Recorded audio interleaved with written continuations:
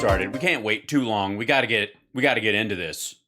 You know, as of the ruling this morning, if you're watching later or at another time in history, perhaps thousands of years from now, check the date and look around. When the ruling came down about about Roe v. Wade being overturned by the SCOTUS, the way all of us sensible, incrementalist, centrist, evil bastards said it would, there seemed to be some sort of shock and awe going around. Most people are like pearl clutching in a way that, oh, I'm loud? Yes, I am very loud today. I've got my mic turned. There's a lot of pearl clutching, like, how could it be? And there's a lot of heat being thrown on senators who are now saying, I believe I was lied to during the confirmation hearing of these people. And they're catching a lot of heat as representatives. And I would like to say for the record that as representative of the very voters that are out there, apparently people are saying that these people should have known that Amy Coney Barrett was lying, and they should have never let her get through. Many of those people are the same people who, when this jackhole said this, were like, I don't know, I don't really like Hillary's voice. You know what I mean? But her emails. I was looking at, hold on, let me see if I can find it in here. I'm going to have to look up the actual article. Just like, I posted this on my Twitter. Yeah, that's probably the easiest way to get to it. I posted this on my my Twitter a moment ago. This article from 2016 about like a progressives, like the sort of a poll of progressive voters who were still pissed about like Bernie and that crowd, the Bernie bro crowd. Here it is. I'll find it. Okay, this is an article from Politico in 2016, and this is exactly this is what I've been on about. You saw him, didn't you? Look at this title. This is 2016. Look, you can even see it right there in the top of the article. It's from Politico magazine. Why some of the smartest progressives I know will vote for Trump over Hillary. Even on Wall Street, a powerful Sanders contingent so hates Clinton, so hates what Clinton stands for, the status quo. Like when you talk about Roe v. Wade being codified, or needing codification now because it was it's established precedent. That's one of the status quo things you're talking about throwing a fucking monkey wrench into. They'll pull the lever for almost anyone else. Eve Smith is the pen name of Susan Weber, a principal of Aurora Advisors and publisher of the Naked Capitalism Economics blog. Why do progressives reject Hillary Clinton? Highly educated, high-income, finance-literate readers of my website, Naked Capitalism, don't just overwhelmingly favor Bernie Sanders. They also say hell no to Hillary Clinton to the degree that many say they would even vote for Donald Trump over her. And they don't come by these views casually. Oh no. Their conclusions are the result of careful study of her record and her policy proposals, and their total lack of giving a fuck about anything that isn't those things. They believe the country can no longer endure the status quo that Clinton represents, one of crushing inequality. Yeah, Trump fixed that. And an economy that is literally killing off the less fortunate, literally killing them off. And any change will be better, one reader writes. If Clinton is the nominee, 9 out of 10 friends I polled will do one of 3 things. Not vote for president in November, B, vote for Trump, C, write in Bernie as a protest vote. We are all 50-somethings with money and college education. Oh, and we are all registered Democrats. Or as one other reader puts it, I don't want to vote for Trump. I want to vote for Bernie. But I have reached the point where I feel like voting for Trump against Clinton would be doing my patriotic duty. If the only way to escape a trap is to gnaw off my leg, I'd like to think I'd have the guts to do it. Of course, the analogy doesn't apply unless, I don't know if this person is male or female, but I would like to say that apparently if someone else's leg needs severing so that I can have my way, fuck them. To be sure, not all of my Sanders-supporting readers would vote for Trump, but only a majority would ever vote for, but only a minority would ever vote for Clinton. And I'd guess that a lot of them would just stay home if she were the nominee. Many of my readers tend to be very progressive, and they've been driven even further in that direction by their sophisticated understanding of the inequalities of Wall Street. May I remind you that Edward Snowden said a vote for Clinton is a vote for Goldman Sachs. Meanwhile, Donald Trump appointed Steve Mnuchin as his Treasury Secretary, who worked for Goldman Sachs. Fuck you. It's ridiculous. They were so sophisticated, they sophisticated themselves right off a goddamn cliff. Especially in the run-up to and the aftermath of the financial crisis, when no senior executives went to jail. The biggest banks got bigger, and Hillary paid homage to Goldman Sachs. She got paid to do a speech there, to tell them what's what. True progressives, as opposed to the Vichy left, recognize that the Clintons only helped these inequities along. They recognize that both in the 90s and now, the Clintons do not and have never represented them. Yeah, that whole S-chip thing is so anti-progressive. They believe the most powerful move they can make to foster change is to withhold their support. And there it is, kids. There it is. The ego choice that led you to kids in cages separated from their parents. Fuck it, we don't need to keep track of them. A rise in civilian deaths from drone strikes, 80% in 1 year. The elimination of the pandemic response team 2 years before the biggest pandemic in the history of in modern history. And of course, the establishment of a relatively permanent majority on the Supreme Court for at least a few decades of right-wing ideologues that will strip away a woman's right to choose, are ready to get rid of contraception, that think that literally have let Clarence Thomas let his freak flag fly. Check this out. Some of them have very reasoned arguments for Trump. Hillary is a known evil. This is a progressive economics blogger doing an article in Politico in the lead up to the 2016 election. Trump is unknown. No, he fucking well isn't. Go read any New York stories about him. He's a known philanderer. He's a known serial sexual assaulter.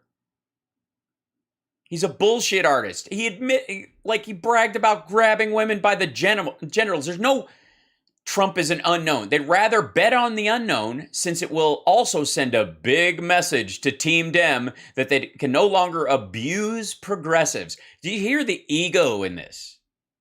Do you hear the fucking egotism?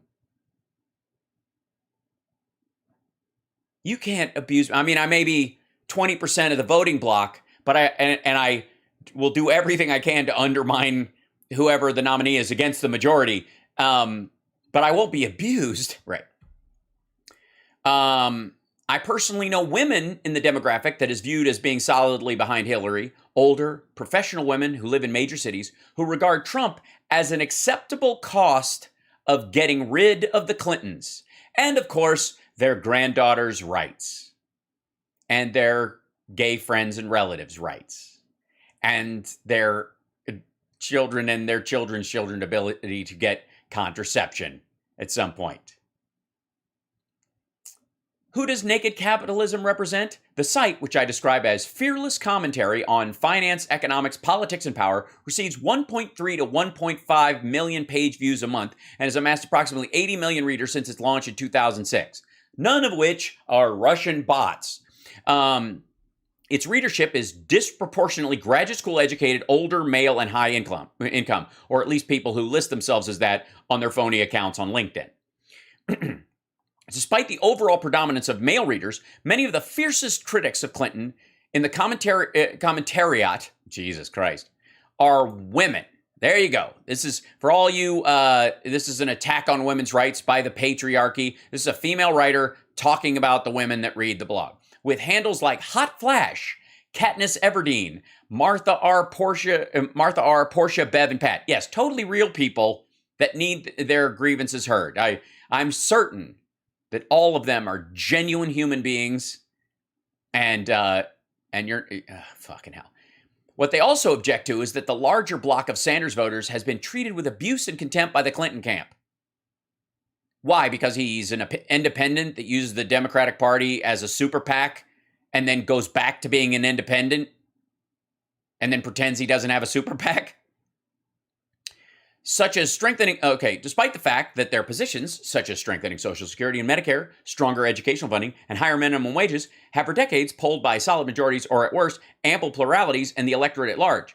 By the way, all those things, treated with abuse by contempt in the Clinton, despite the fact that their positions, such as strengthening Social Security, Medicare, stronger educational funding, and higher minimum wages, which were parts of Clinton's platform and her campaign, and stuff she would have done. That's the assholishness of this, especially in retrospect. Fucking hell. By contrast, the Democratic Party in the Clinton and Obama administrations, the chick and the black dude, has consistently embraced and implemented policies that strip workers of economic and legal rights to benefit investors and the elite professionals that serve them. Over time, name one. Over time, the neoliberal economic order, which sees only good, never bad, and the relentless untrammeling of capital and deregulation of markets. What the fuck are you talking about? Where was the unrelenting deregulation of markets under both Clinton or Obama? Why? Because there was a recovery going on and they had to make good out of bad in that situation? Or the fact that the Clinton administration, which was her husband's administration, like the ultimate sexism of her somehow being responsible for not her own ideas and her own plans, but those of her husband because she was first lady. Oy. And even then, which part? Which part? The part where because of the Lewinsky scandal and the contract with America, Democratic voters handed Republicans control of the House and Senate, and therefore, or the House rather, and he had to operate with people that he probably could have, we could have stiff-armed a little bit, but now they were in the game because voters went, you know what, let them do it. The result is that the U.S. economy is becoming lethal to the less fortunate, according to the New York Times, which reported this week that U.S. death rates have risen for the first time in a decade. Are we doing this, we're doing percentages?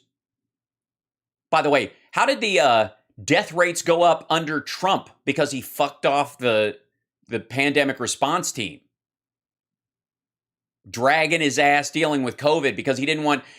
Dude left people on a cruise ship with a contagious disease and no remedy because he didn't want to raise the number of people with cases in the country by 46. 46. Are you out of your fucking mind? Like in retrospect, this is grotesque.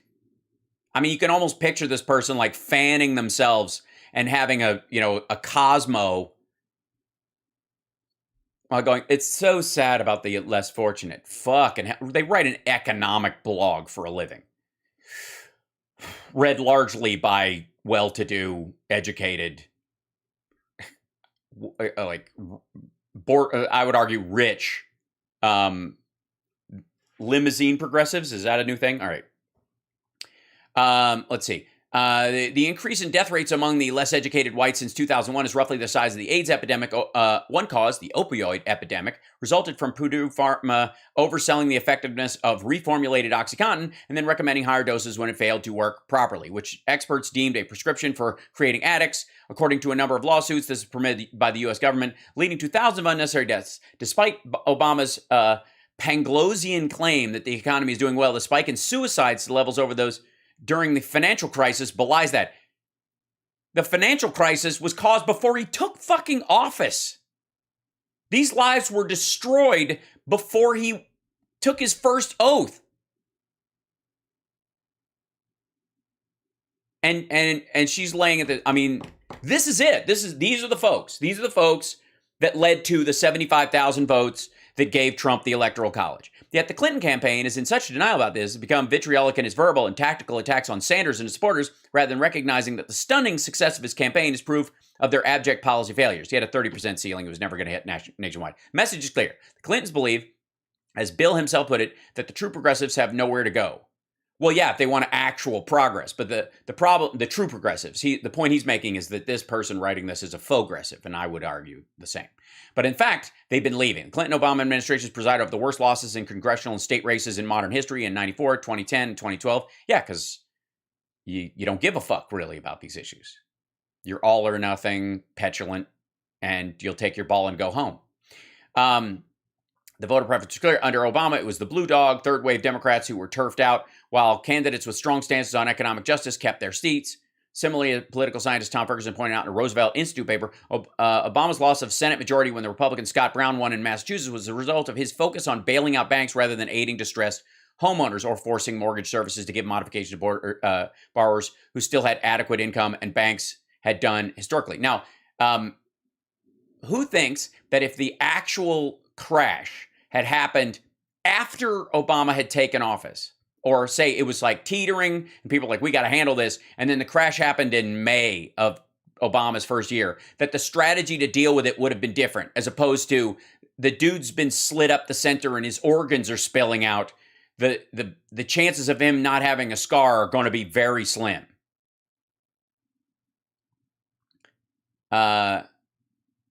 The level of votes for Brown were strongly correlated with the amount of foreclosures in those particular districts. So those folks jump ship and vote for a right-wing candidate.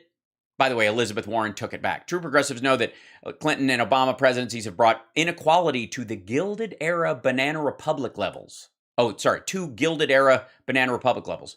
No, they haven't. And again, the Clintons, she hadn't been in office. She was a Secretary of State. And the Clintons is like, this is like, I know she's a woman, but she's going to be taking cues from her husband. Social Security. Bill Clinton made a deal with Newt Gingrich to privatize Social Security, but Monica Lewinsky derailed his plan. Senators has promised. All right, where's that article? Hold on. Let's see what the reference is on that one. New pact between Bill Clinton and Newt Gingrich, two powerful foes, secretly plot to reform Social Security and Medicare. This is U.S. News and World Report. In the evening of the 200 speakers headed to the White House, meet Clinton ostensibly to hammer out final details of the budget. In reality, Gingrich and Clinton putting finishing touches on a deal to create a centrist political coalition in fixing long-term problems with facing Social Security and Medicare. In his new book, The Pact, Bill Clinton, Newt Gingrich, and the Rivalry That Defined a Generation, Steve Gillen, resident historian of the History Channel and professor of history at the University of Oklahoma, reveals the behind-the-scenes machinations that led to the meeting and how the potentially historic effort was derailed in an instant by the Lewinsky scandal. Oh, you mean they were trying to pressure him with the Lewinsky stuff, Clinton into doing this, and then he was like, fuck it, it's got to come out, and then they just let it roll, and he didn't have to follow through with the blackmail that they were trying to use against him? All right. While there were dozens of reform plans circulating around Washington, ranging from minor tinkering to radical overhaul, there was a growing consensus around middle ground proposals that combined some structural changes in the retirement age with some form of private accounts. There were also hopeful signs that the public was ready for a serious discussion about Social Security reform. An August 97 survey by Clinton pollster Mark Penn found that 73% of Democratic voters favored some form of privatization, and support was especially strong amongst younger workers. Independent polls also showed that many people who believed that without significant change, the programs would not be able to provide for them in their old age.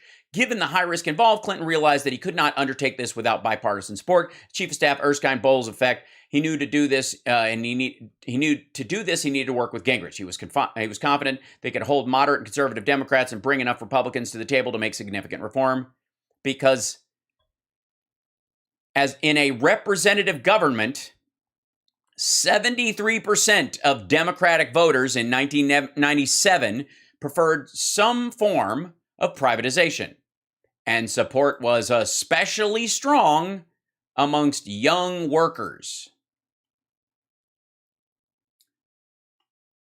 Sanders called for full-bore Marshall Plan level commitment to reduce carbon output. Hillary talks about climate change but push for fracking in Europe while Secretary of State. The Clintons remain. Oh, you mean moving it from Russia to? All right.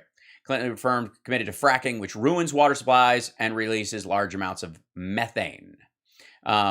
it's transitional fuel. Everybody knows this. Even Bernie came around to it. Minimum wage, that's the fight for 15. She was like, we should go incrementally. Trade deals ushered in, Bill Clinton ushered in NAFTA. So the sins of the husband are delivered onto the wife. And then it's TPP is going to be the Transatlantic Trade and Investment Partnership are only marginally possible. While the loss of national sovereignty would be enormous. This is the isolationist echo, and basically it's pro-China. Anybody who was trying to push out TPP, whether they knew it or not, was arguing for Chinese production hegemony in the markets around Southeast Asia. And healthcare. You want single payer, government provided healthcare around the world. Blah, blah, blah. They have this, okay, but that's before we get to Clinton's loyalty, Robert Rubin, and the neoliberal fetish of balanced budgets, which economists say are not necessary. Yeah, there's not a single economist that thinks balancing the budget is necessary. Like, fucking hell. Center supporters I that reject Hillary's trickle-down feminism as a substitute for economic and social trickle-down feminism. Chicks, am I right? Clinton is correct when she points out that there's a glass ceiling issue for women. There are fewer female CEOs, billionaires, senators. Women in the elite don't have it as good as men. But pray tell, what is having more women or Hispanics or blacks in top rule? Oh, here you go. But pray tell, what is having more women or Hispanics or blacks in top roles going to do for nurses and hospital orderlies or the minority group members of disproportionately represented in low-wage jobs like part-time fast food workers? Well, one of the things is that they would eventually be able to climb out of the hole because there would be a ladder that didn't have a block on it. Class mobility has become close to non-existent in America. You just said it. That's what they're trying for. The point is, look at this shit. If you're born in one of the lower income cohorts, you're almost certainly to stay there.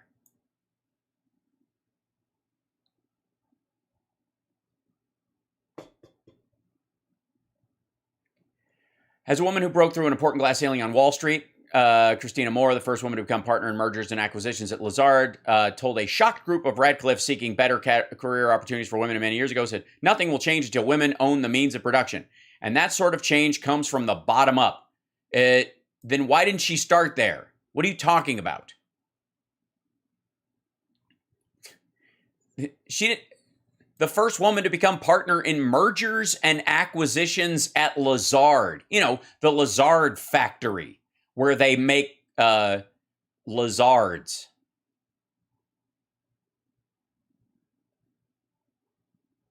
They're all.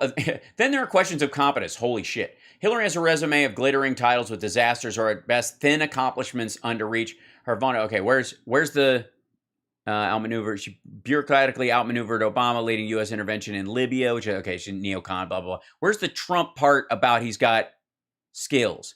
Finally, there's the stench of corruption dating back to Hillary's impossible by any legitimate means trick of parlaying $1,000 into $100,000 in a series of commodity trades in 1978. Yeah, there you go. Whitewater. And yeah, the Clintons and their backers seriously expect the rubes to believe that large financial firms happily forked over their hefty speaking fees purely out of interest in what they had to say, or that the Middle Eastern and Taiwanese moneybags gave big bucks to the Clinton Foundation while Hillary was Secretary of State out of her deep belief in the foundation's lofty goals. Why has Hillary refused to release the transcripts of her Goldman speeches? I remember all this bullshit.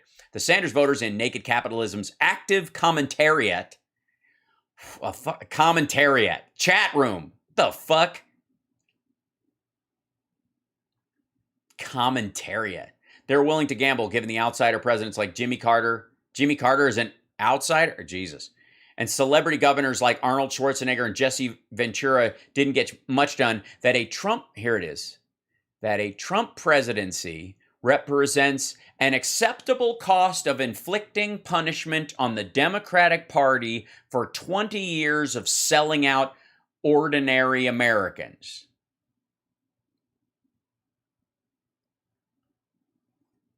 Yeah, here you go. If my readers are representative, Clinton and Democratic Party are about to have a long overdue day of reckoning, as are women and gays and trans people and everybody who thought we'd have a functioning government when a pandemic hit, and that the Obama cops program would still be in place and could have broomed Derek Chauvin before he put his knee on George Floyd's fucking neck, and he might still be alive. This is the article. This is from 2016 in Politico. And the title itself is just so fucking skeevy and egomaniacal.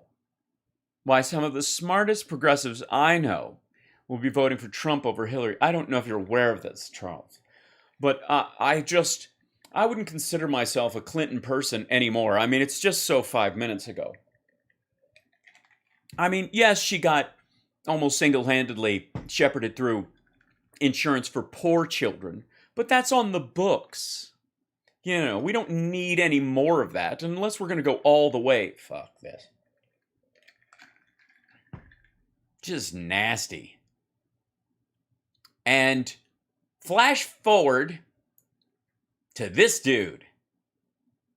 The person that those progressives were defending.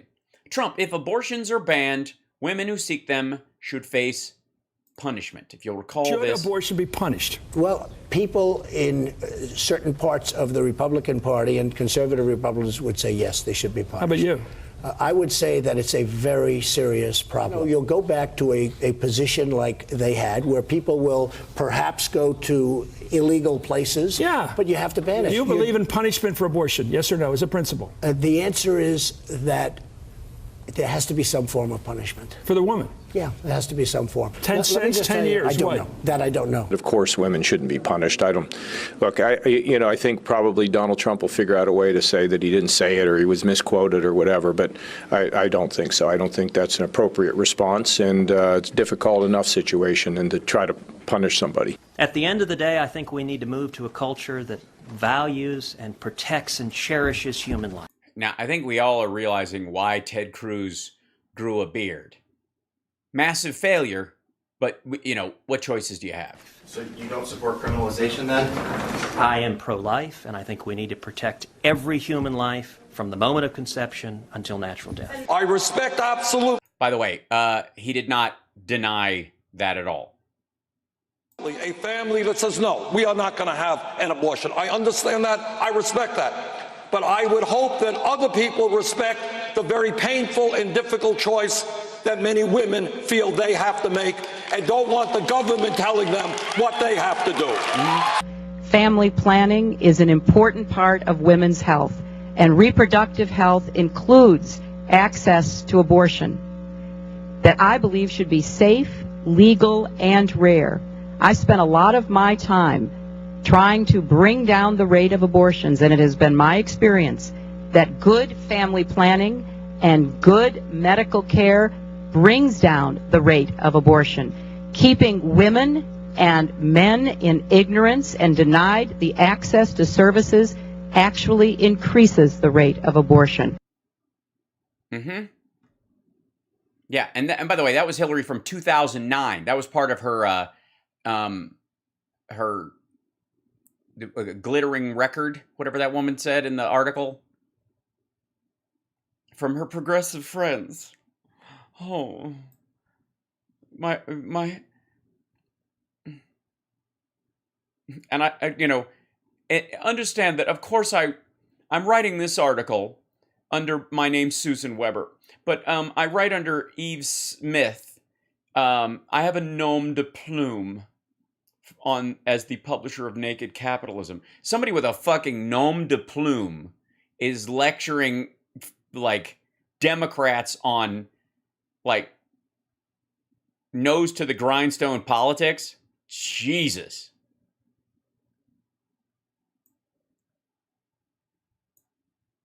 And again, fast forward to today. This is the thumbnail on Don Jr.'s Rumble video of choice. Okay, guys, it's so good. He made everybody freak out. So, if you haven't been following along, Clarence Thomas basically said not only does abortion have to go, but and again, this is scorches liberals, huge win for conservatives. And today he released a statement that they got to look back at not only gay marriage, same-sex marriage, and contraception, but also same-sex relationships. which includes whether or not you can be fired for being gay. You can, Clarence, let's be abundantly clear. This celebration that is going on by Don Jr.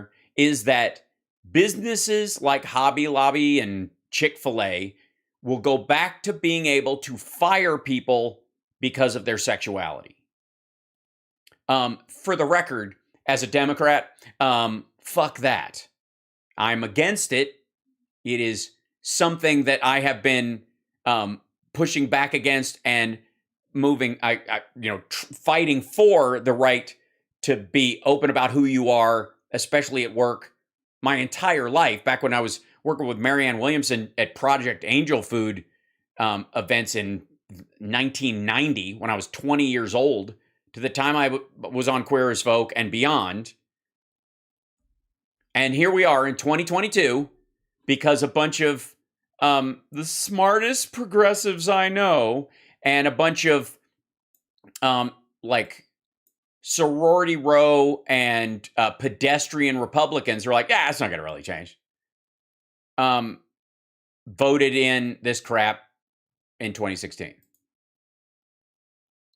Yes, women's right to vote. Well, I don't think that's up for grabs because they want the women that will vote against this. Big news out of the Supreme. Well, guys, big news out of the Supreme Court. Just when you thought a really serious thing was happening, I'm going to pop on like I'm selling ice creams to people in the hot sun. Court for freedom-loving Americans everywhere. I'm reading this directly from my laptop screen. This is huge news, and Justice... Let me guess. It's do you think he's talking about the Roe today, or he's still on guns being able to be carried in New York? Clarence Thomas, the GOAT. The GOAT. Clarence Thomas, for all the folks that Clarence Thomas, the GOAT, the greatest of all time. Well, I mean, he thinks that. Clarence Thomas's wife helped his dad with the insurrection, allegedly. So, bring in the heat. Bring in reading is so hard. His opinion bringing his opinion about New York's anti-constitutional gun grab. Unconstitutional. It's not anti-constitutional. It's not give us your guns so we can go shoot the Constitution. Ruling dictatorship, tyrannical nonsense. You mean the way New York's been operating for decades upon decades? When he struck down New York's gun carrying restrictions in a 6-3 vote in the Supreme Court, Thomas' opinion establishes the constitutional right to carry for purposes of self-defense. No, the law, by the way, is the concealed carry law was what it was brought up about. And you're still going to have standards, by the way. They're not going to, you have to make the case that you need it for self-defense. You can't just randomly do it. They can set standards on what kind you can have, for example. Then the rules get really narrow. It doesn't end at your doorstep, folks. You can protect yourself beyond that. And also, thank you, President Donald Trump, for... And don't just thank them. Don't just thank them. Don't just thank Trump. You're forgetting some of the biggest help you had getting your dad in office. He wouldn't have made it. He would not have made it over the hump. 3 Supreme Court justices. Yeah, we know. That's what everybody was marching about in the Women's March. And yeah. Guys, that's why this stuff matters. That's why we fought so hard for it. All 3 of his justices voted for this. Of course they did. So it's a Green Party. Fuck the Green Party. Until they, tell you what, when the Green Party can take out the Republicans on their own, have at it. Great day for freedom. And just so we're clear exactly what's going on, okay? Yeah, tell us. At least we'll get it breakdown. I was worried that he was just going to use broad strokes, but let's break down the actual ruling here. The Supreme Court ruled. The Supreme Court ruled that any asshole in New York who wants to walk around a gun on the streets of New York, with a gun on the streets of New York, can now do that and can't be bothered why they're walking around with a gun anywhere in the city, even out in front of a building with your dad's name on it. You starting to see why this is probably a bad idea? That New York states attempt to keep law-abiding citizens. Well, everybody's a law-abiding citizen until they ain't. From concealed carrying is unconstitutional. Okay? The law in New York said that you had to show proper cause. Right. Now you don't even have to have proper cause.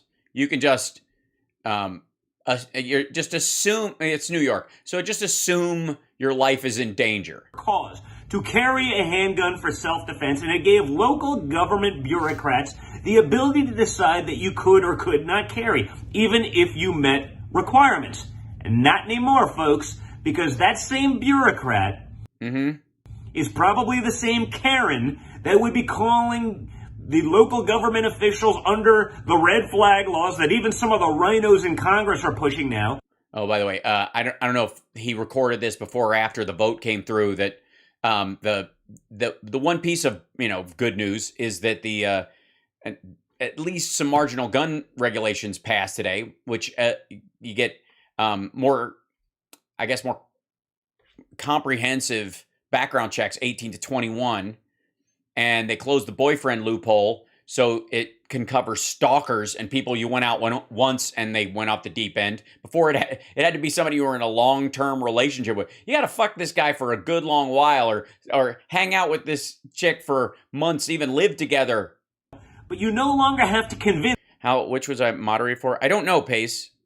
I didn't do it in myself, so I can't see. Some government lackey, some flunky that works at a local office that probably hates your guts, yeah, that's all they do is just get up every day and just grind. Freedoms, your abilities. If you're in New York, if you're a conservative and you like guns, they probably hate you just for that alone. Yeah, they can spot you by your beard. And that you deserve. And your, striped Horton shirt. The ability to protect yourself and the people you love. And, of course, the ability to mishandle your gun and drop it in a Sbarro and blow somebody's kneecap off. And not have to carry insurance. By the way, wait till the insurance comes. Oh, yeah, if you're going to carry a gun, we just need to know you're going to do it. We can't deny you the right, but you're going to have to carry insurance in New York. It's just like driving a car. Accidents happen. So this is great news for law-abiding citizens, not just in New York, folks, but also in California, Washington. There's a little gnat. Hi, guy. Where are you? There you go. I got you. All right. D.C., Connecticut, Delaware, Maryland, Massachusetts, New Jersey, Hawaii. Where there's people. Anywhere that constrained your rights and gave the government power to keep you from defending yourselves and your loved ones. So thank you. Well, and also to keep the police from being able to ask you, hey, why are you going into that building armed to the teeth? And by the way, the limitations on how much you can carry, that's the next fight. Clarence Thomas, again, bringing the heat on your birthday. Happy birthday to the GOAT. But also, thanks, President Trump, for standing. And thanks so much to the crowd that told us that we'd be better off with this dude than Hillary any day of the week. She's too much of a monster. I don't like her voice, but her emails. And now there's just the number of guns floating around New York City has gone up exponentially. Firm for fighting so hard to make sure we have conservative justices, not like the rhinos in Congress and in the Senate that are rolling over to appease the Democrats. They couldn't care less. We got to hold them accountable. Well, they actually do care. That's the hard part. That's why they're actually voting for the gun legislation, because they, in spite of themselves, they kind of have to care because their constituents actually want it, because it is, again, a representative government. Accountable. Again, it's why I started 2ATF, the Second Amendment Task Force. He started 2ATF? You mean TATF? T2, the rise of the assholes. 2ATF. I guess the is silent. Because we need to apply pressure with words, with votes, with coverage, so that people coverage. Understand, we expect our representatives to actually represent our values. So if you're bored, check it out. I'll be talking probably a lot more about this opinion. As I'm watching the leftists and the gun grabbers and the communists. That's a lot of people. You're going to be busy, especially in New York, if you're watching all those folks. Start to melt down. I imagine it's only a matter of seconds till they start talking about packing the Supreme Court, till they can get their way each and every time, because we've allowed that to happen. Now we actually have to push back and make sure we hold our representatives accountable. Yeah, and I'm holding the world's smallest joint. Make sure we call. Why is it so hard to speak without accenting every word written on the page? Call them out when they're not doing that. That's how we win, folks. Keep it up. Today was a good day. Today was a good day. Congratulations to all the folks cited at the Naked Capitalism blog in 2016 for giving Clarence Thomas the best birthday present a guy could ever hope for. And I do mean guy, because obviously women wouldn't hope for this kind of a day, especially if they have children in and around the New York area or anywhere that limits whether or not people can carry concealed weapons. Now, I will say that there's been a back and forth about, there's like a whiplash going on in, hold on one second. I'm going to bring up I can type. There we go. The bipartisan gun legislation that just passed is probably giving people whiplash compared to what's happening at the Supreme Court. And there's going to be a lot of that as people try to batten down the hatches and help in one area while this stuff is happening on the other side. So this is the House gave final approval to the Senate-based compromise, ending nearly 3 decades of congressional inaction under Joe Biden. I would like to say also, same thing happened with infrastructure. Are you starting to get the feeling that Biden knows what the fuck he's doing?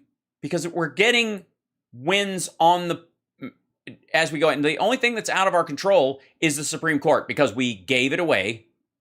We gave it away in 2016. Congress gave final approval on Friday to a bipartisan compromise intended to stop dangerous people from accessing firearms, ending nearly 3 decades of congressional inaction over how to counter gun violence and toughen the nation's gun laws. The House approved Measure 234 to 193, 1 month to the day after a gunman stormed into elementary school in Uvalde, Texas, and used a semi-automatic rifle to kill 19 children and 2 teachers, sparking outrage across the country and a flurry of negotiations on Capitol Hill. The measure now heads to President Biden, who is expected to sign it. The bipartisan legislation will help protect Americans, he said in a statement on Thursday evening. Kids in schools and communities will be safer because of it. Let's see. They list what's in it. Provides millions of dollars to states to implement so-called red flag laws. Allows officials to temporarily confiscate guns for people deemed in court to be too dangerous to own them, and other intervention programs. And it strengthens laws against straw purchasing and the trafficking of guns. This will help immensely, especially in New York and all the cities that Junior just listed. In addition, the measure pours more federal money into shoring up mental health programs across the country, toughening security at schools, and the bill tightens a federal ban on domestic abusers from buying firearms, including recent or current serious dating partners, to close what has come to be called the boyfriend loophole. Good stuff. Incremental change. More is needed, of course, but a ginormous leap forward. Something to be proud of and to tout. And the fact that it was bipartisan is not it should not be undervalued from the point of view of people who are like, what have the Democrats done? They all voted for this. All of them. Every single one. And Angus King. And Bernie Sanders. And I think 12 Republicans. 13.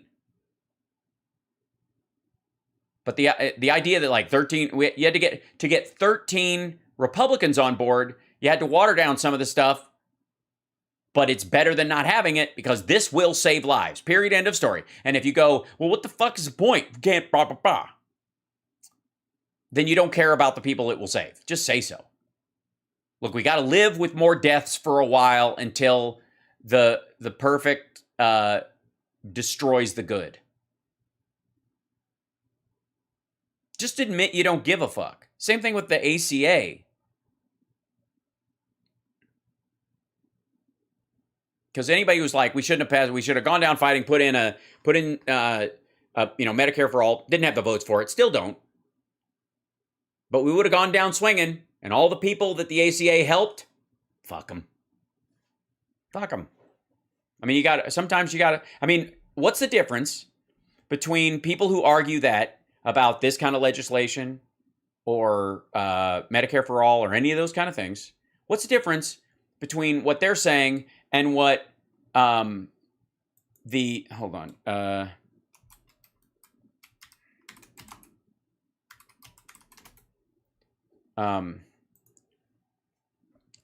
what's the difference between them saying, look, if they got it, if we can't get everything we want, we don't want anything, even if it helps people. What's it, fuck them. We gotta let people know, you gotta let people suffer more, no matter what, to get our plan in place. If some people have to suffer, I'm not going to be one of them. But if other people have to suffer, then we got to let it happen. How is that any different than this woman? Our only hope for hunger. Russian propaganda Simonian spoke about cannibalistic mood in Russia. This is where she was saying that there's a phrase. She was talking at the St. Petersburg International Economic Forum. And she said, Simonia said there's a popular joke in Russian society that's actually a call to arms. Our only hope is for, they said famine in the original translation, but for hunger. This means that the famine will start now and they will lift the sanctions and will be friends with us because they will understand that it is impossible not to be friends with us.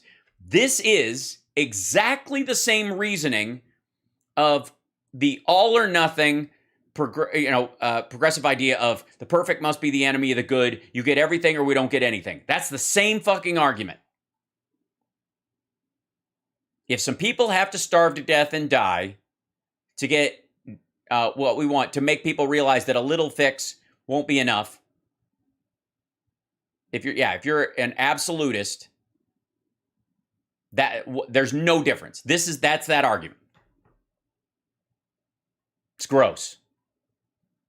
When you're talking about saving lives, helping people, you take every win you can possibly take. Every single one. Because the lives you save mean something. You don't go, look, let's just stick with the status quo until we can get 100% change. And if anybody who tries to even temper the status quo to make it better is not just, not helping enough. They're the enemy. And that's the argument that this person in this article was making about Hillary Clinton.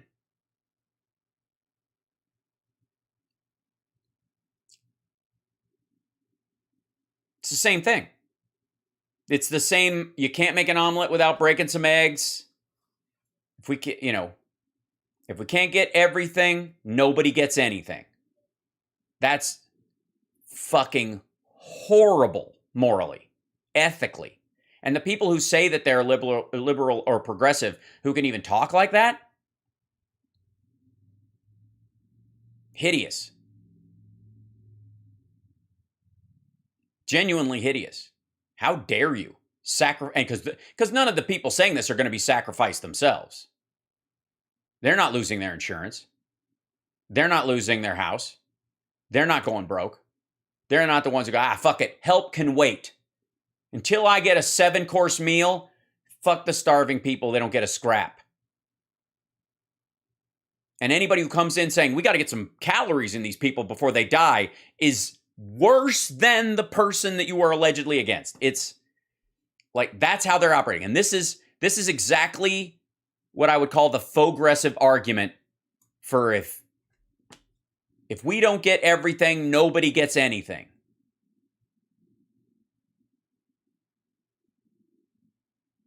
So, other than that, I have no opinion. All right, This is obviously an important point to me. It's something I've been talking about for years.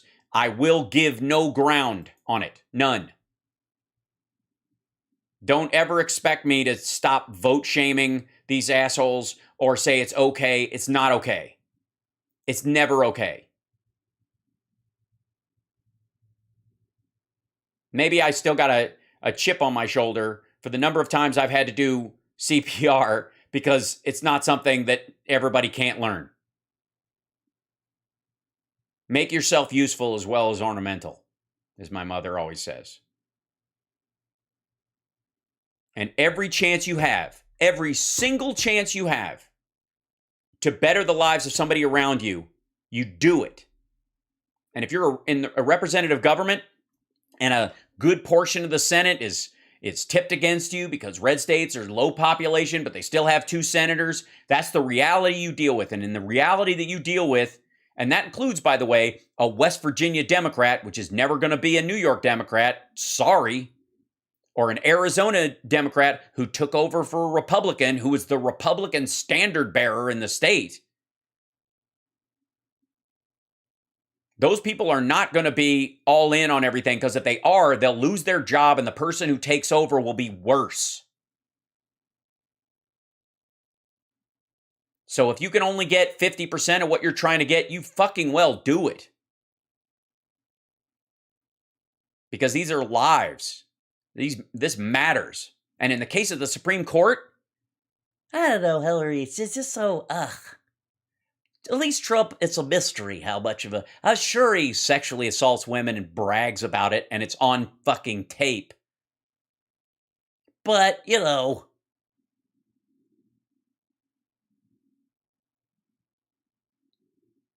Ugh. Now, let's get on to something hilarious, shall we? Ladies and gentlemen, if Greg Kelly is the most miserable person on the internet, Tucker Carlson is the most confused. A man who, it's pretty incredible to have dual forehead butt cracks as your defining characteristic in media. Nothing defines Tucker Carlson like the dueling butt cracks he has in his brow as he's like, I'm just I'm just curious. Look, this is something, I have one. I have to pull I have to pull my eyebrows together so hard it makes my forehead cramp to do that. But he was lovely enough to have on Jeffrey Clark. Now, Jeffrey Clark, for those of you who haven't been following along with the January 6th committee, and I can't believe you're not, because it's must-see TV and it's a lot of fun. And if you can't watch it when it's live, believe me, it's worth popping up and putting on in the background while you're vacuuming and cleaning up around the house or doing dishes, because you'll sit there with a vacuum cleaner in your hand that's turned off just watching it. That's what I did. I was like, all right, I'll put this on. I mean, I know what's basically going on, and like in between the statements, I'll just do it I'll clean real quick. I did not know that. And so it's it's so worth it. But Jeffrey Clark is the Carter Page of John Eastman's, and Tucker had him on because his house was raided, and they apparently, the word on the street is that they punted the testimony about Clark was supposed to happen like a week ago, but they punted it because when they told the DOJ was like, oh yeah, that fucker, we're looking at that fucker. And like, can you wait? Because we're getting a warrant, because we need to make sure he doesn't start shredding shit the minute he realizes he's up. And is Carter Page the Cato? Yes. So in this, they raided his house to make sure he wasn't shredding information, blah, blah. And by the way, they have duplicates of stuff, but they went in with electronic sniffing dogs, not electronic dogs that sniff things, but electronics sniffing dogs that can find computers and laptops and phones and shit when they're buried and hidden and stuff. I mean, that's a real thing. Like, drug sniffing bombs we've known about for a long time. Because drugs, for the most part, especially weed, and I'm sorry to my pot smoking friends, fucking stinks. It stinks. You stink. It stinks. Stop doing it. It stinks. Don't, I mean, knock yourself out, but you fucking stink. Just fix it. Do something. Smoke all you want, but there should be, if there's going to be a 420 smoke, there's got to be a 445 bath in bath salts and jasmine or something. Just something. Good Lord. Anyways, bless your hearts, but Christ. And, but they, you know, and then bomb sniffing dogs, you're like, oh, okay, yeah, maybe, you know, you think black powder probably has a distinct smell, but C4 and all these other things, these you know, they can smell this kind of stuff. But now we have dogs that can sniff out electronics. Wait till we all have bionic parts and they got dogs walking through the fucking airport sniffing you to see if you're a full human. I'm very excited about it. Febreze does not cover it, Suze. Does not. All right. Anyways. Oh, look. He's got the, what a surprise he'd be making this hand gesture. Apparently he went to the same communication school that Don Jr. skipped out of. You sit in your seat, read Joe Biden's staff-prepared card today. They're talking. By the way, Biden has a note about how the meeting's going to go because they got to get through it and get on with their day. So a well-coordinated White House. By the way, all White Houses have had this kind of thing. You come in, you sit down. They're going to do this. Then we're going to do this, and we're going to read this, and then you'll introduce them, and then somebody else will introduce the other person while you're sitting, and then you'll get up, say final remarks, and then you'll greet everybody, and we'll fucking get out of here because we've got a phone call at 3:30. This is actually a positive thing. He showed his card. He doesn't give a shit. And neither would I. Like, it's a rundown. It's how you organize stuff. They'll probably show a picture of it. But hold on. It was a big thing. I mean, this is their, let's see, Biden cheat sheet, I think they were calling it. Yeah. Yeah, Biden caught with 8 point, yeah, this is the Express. Hold on. Accept. Is there a picture of it? No.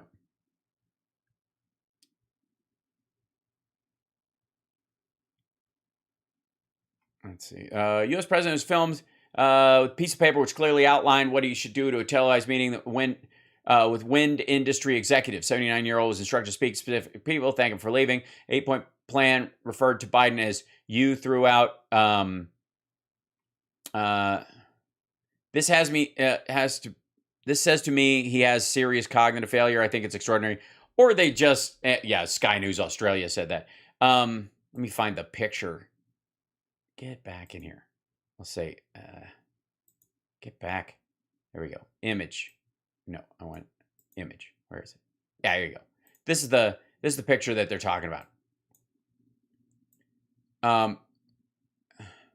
Because he wrote notes on the back of it because he didn't really need it. But see, I'll show you. Look, there's his notes. Biden spotted with cheat sheet as White House attempts to avoid another gap. By the way, the front of it was just like how the meeting's organized. This is today. Here's your meeting. Here's a card for the meeting. What's happening? How are we going to do this? We're doing it for TV. I don't want anybody stepping on everybody. This is like reasonable work. Like, this screams efficiency to me. But the reason he showed the back of it is because he'd made his own notes. Resources, ideas, I hear you. Like, he's just going through this. He wrote his notes down, like, points he wants to make. These are questions he would like for them. And then at the end, he puts in, I hear you, because he wants to remind himself to say it. I hear you. I'm listening to your stuff. It's totally, who gives a shit? You sit in your seat. Apparently, Ron Klain was worried. By the way, this fucker is reading out of a teleprompter. Does every single night. Biden was going to sit in someone else's seats. They put it in all caps. You sit in your seat. All right.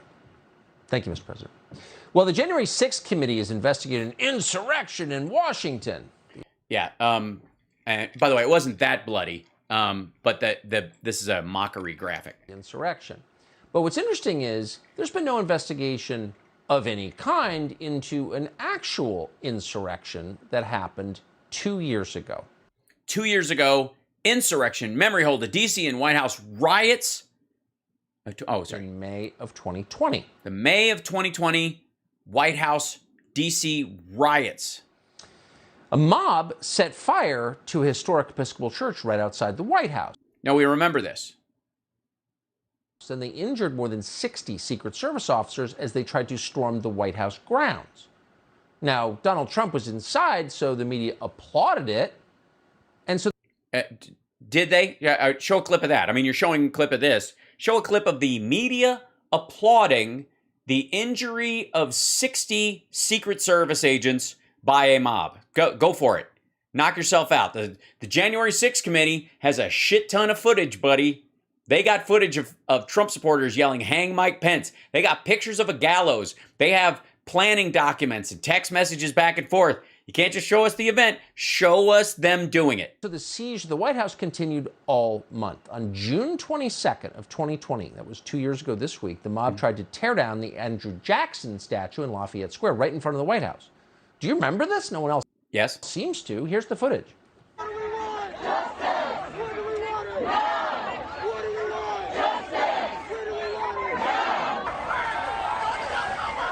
There's a fence up around it. There wasn't enough that could get in there because fencing had been put up. Yes, has anyone checked on the statue to see if its knees are okay?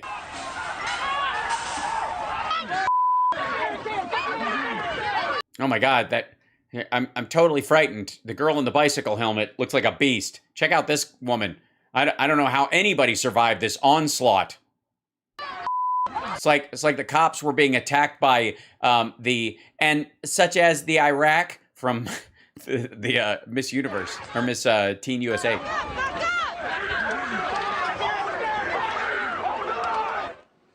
Hold the line. There's a lot of questions. Like, where were the police? They had ropes around the statue right in front of the White House and no one was doing anything about it? I don't know. Trump ran the country like shit. I mean, they should have thought ahead, but he wasn't really good at it. He was always 2 weeks behind on everything. There's a lot of blame to go around for that, by the way. Sure. Yeah. Who was closest of all the politicians in the country? Who was nearby that could have done something about it? Muriel Bowser's office is miles away. A lot. But that's not an insurrection? No, it's not. The existence or non-existence of a statue at any point in the entire United States has zero effect on our ability to have a peaceful transfer of power or the electoral college or the ability of people to vote. None. They're not. I don't know if this might surprise you. That's not actually a knight in some sort of bizarre chess game of northern versus southern. If you look at America from space, there isn't a chessboard where this gets moved every couple of months and then we try to knock away one of their pawns. Like, yeah, it's fucking, yeah. Well, not if no one remembers it even happened. Well, that's true. Not if anybody wasn't filming themselves saying that they were going to kill any particular politician or were on their way to do it. And that's why that footage has been memory hold.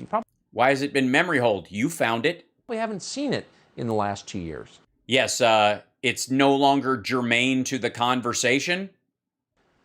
That's because what's happening in Congress right now is not about an insurrection. It's about using the mechanics of the federal government, which you pay for, especially the intel and law enforcement agencies, to protect statues.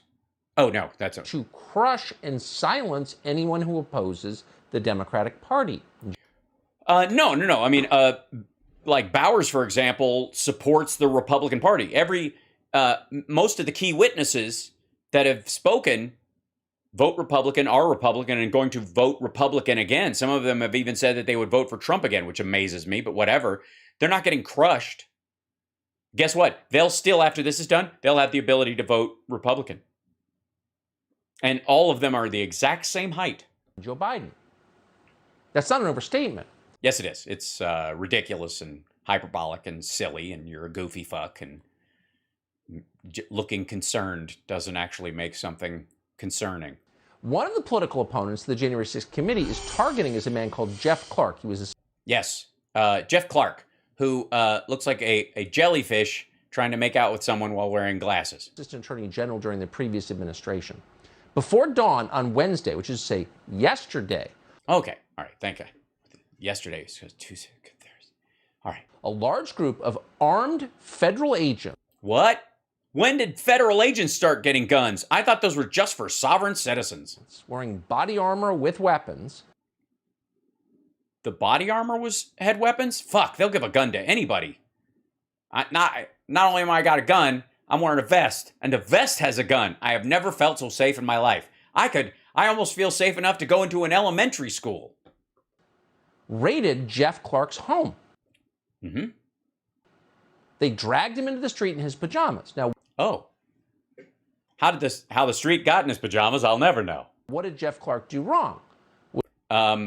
Well, I think the reason they dragged him is so he wouldn't do something wrong. Was he selling fentanyl? Was he human trafficking on the Mexican border? No. Well, not from D.C., obviously. Geographically, that wouldn't make sense. Jeff Clark did not commit any crime. This is the face of a man who doesn't believe what he's saying right now. I don't want to step on Dr. Scott's feet, or the dude who's on Stuttering John's program sometimes, doing body language. Look at that face right there. That's a guy who just said something he doesn't believe and is slightly worried that, like the Matt Gaetz tape, it will bite him in the ass a little bit later. What he did wrong was calling for an investigation into voter fraud. No, lots of people did that. None of them got their houses raided. Calling for an investigation into voter fraud, shit tons of people did that. We are happy to have Jeff Clark join us now. He's a senior fellow with the Center for Renewing America. And he's so confused. He wasn't expecting to be on this. And by the way, the Center for Renewing America, we've seen these assholes before. We've seen that background before. I got to go look it up. Remember that? It's weird that he works there. Huh. Jeff, thanks so much for joining us. This is It's devastating. It's devastating. When a man can't destroy evidence, what is this country coming to? It's almost as if this country has learned a valuable lesson from Enron. But this is Soviet. Yeah, it's totally Soviet. Yeah, that's why he's talking to you right now and able to come on the program and shit talk the government. Because they did that in the Soviet Union all the time. They still do it in Russia. Yeah, I don't know if you know this. If you want to go on TV in Russia and say Vladimir Putin raided your house and he's a fucking criminal and he's not legitimate and all that kind of, they totally let you. Account, really. So tell us what happened. Yeah, tell us what happened. And are these your PJs? Are these the PJs in question? And why? PJs. It is, and good to be here, Tucker. It's good to be anywhere other than the gulag. So yesterday at about just before 7 a.m., there was loud banging.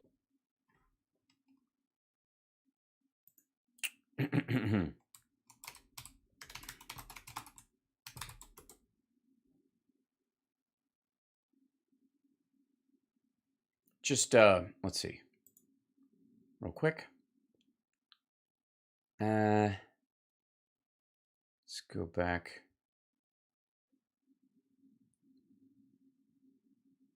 Can I move this back? This would be the 20. Yeah, this got to be the 22nd. So on the 22nd, sunrise, pre-dawn raid, right? Pre-dawn raid. Okay. Just before 7, he says. The sun came up at 5:43 a.m. in D.C. on the 24th. On the 22nd, just for the record. Matter of fact, it happens, if you'll notice, it goes up in the summer. Yeah, there you go. Just saying, pre-dawn raid. So it was dark out, even with the sun. They waited until the sun had been up for a solid 2 hours before their pre-dawn raid. Banging at my door, insistent banging. Insistent banging. Well, I didn't even know they had it in them. So I just rushed down as fast as I could. Yes, and I in my stocking and Ma in her cap had just settled down for a long spring nap. I quickly figured out, that there were agents there. I opened Yeah? the door and Was it the whole FBI open the door part? asked for the courtesy to be able to put some pants on, and was told, no, you got to come outside. So he was obviously wearing pajamas. Or again, I'm just picturing him dressed in kind of like an old dressing gown. Look at this is shocking to Tucker. A man without pants in the street. I came outside.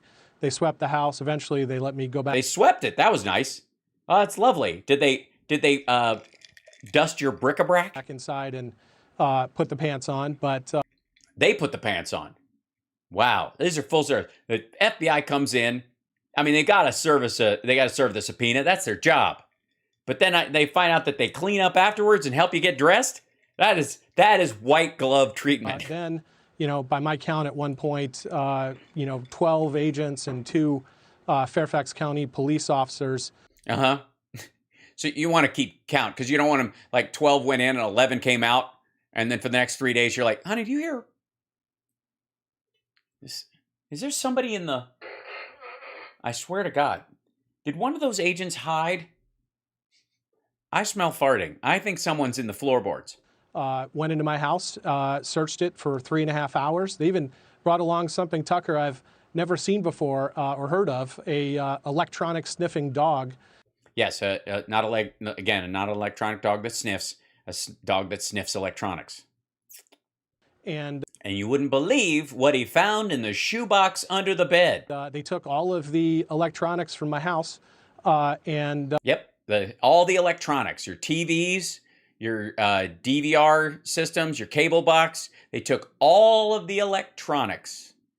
I don't blame the agents. I think... No, of course not. What you're talking about in terms of weaponization is really about who's pointing the agents and telling them what to do, Tucker.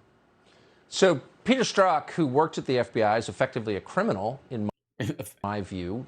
In your view, well, then I think then you should probably be able to direct the FBI to his door then. Never really punished, sent out a tweet today mocking you and gloating over the fact that the Biden administration stole your cell phone and will now be reading all of your private messages. I mean, hold on. I'm excited about that. I like Peter Strzok. Let's see what Peter Strzok had to say. Peter Strzok. There we go. Let's see. We'll go back to a couple days with 20. Hold on. How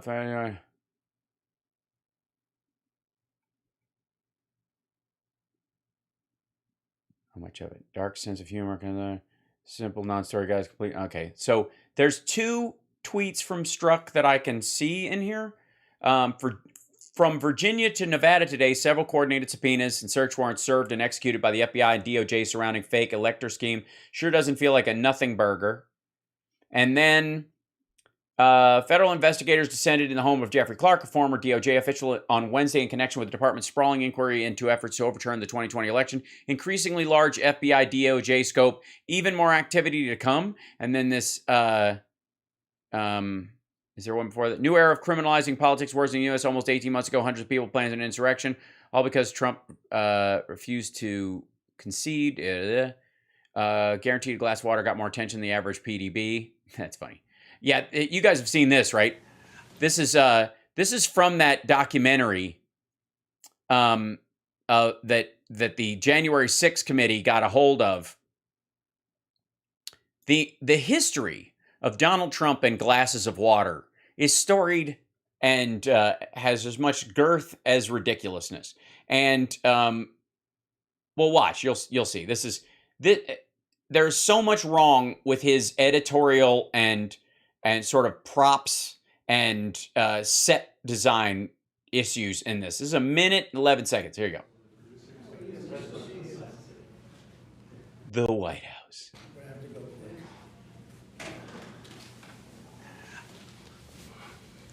Okay. Beautiful. By the way, this reminds me, beautiful shot. They're letting him see. They've got a monitor up for him to look at. He insisted. Remember the time when he actually he had to do his nationwide address, and he stained his shirt and he didn't realize the camera was rolling.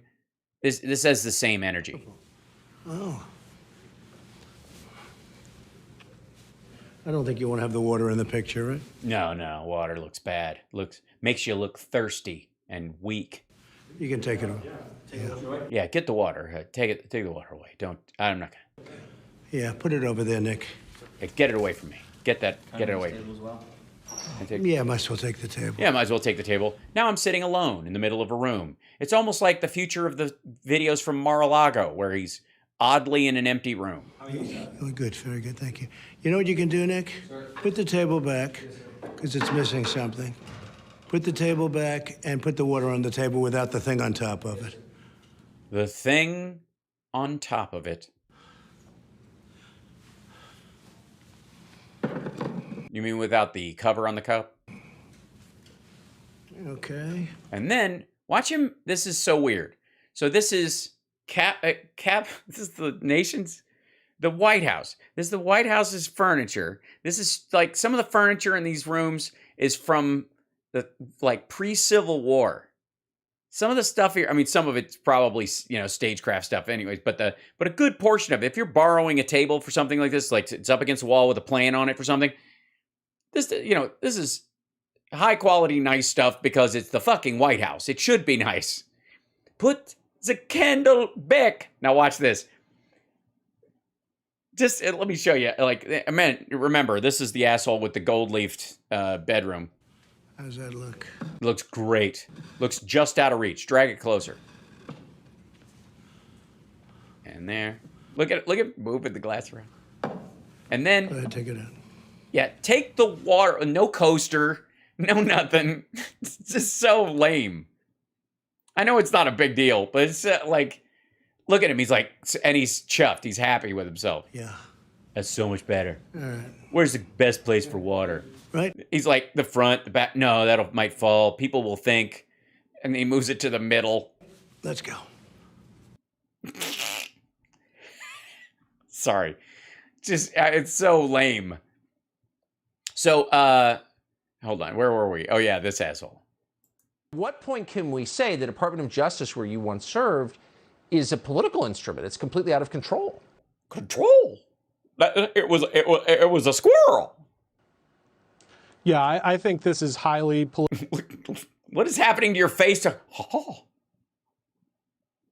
I look forward to Tucker's Don Knotts years when, he's aging like Bill O'Reilly, but they keep him on the air because the numbers are still there. And he's like, oh, we got a couple of rules up here on the rock. Politicized, and I feel like we should all just stare at the screen. He used to bring children into the backyard and show them a skeleton he had hidden by a tree. It was a squirrel. All right. It's also part, Tucker, if you didn't know it. He doesn't. Just assume he doesn't. Whatever you're talking about. Of a nationwide effort yesterday. There were multiple states where multiple... Yeah, it's almost like the government is operating in a coordinated and functioning status as opposed to being behind the eight ball on fucking everything. People were roughly simultaneously, rated for their electronic devices. They're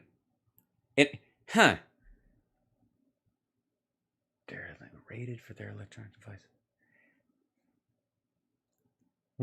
Now, stop me if I might be overstepping here, but could it be people that you, sir, had contact with and that were actively involved in the January 6th scheme, as has been pointed out by the January 6th committee, and their discovery and witnesses coming forward and calling the tip line and providing information? Is there a chance that these raids were on people that would corroborate evidence that was on your electronic device by being the receiver of messages from yours while you were a receiver of theirs? So checking them in a court of law, for example, no?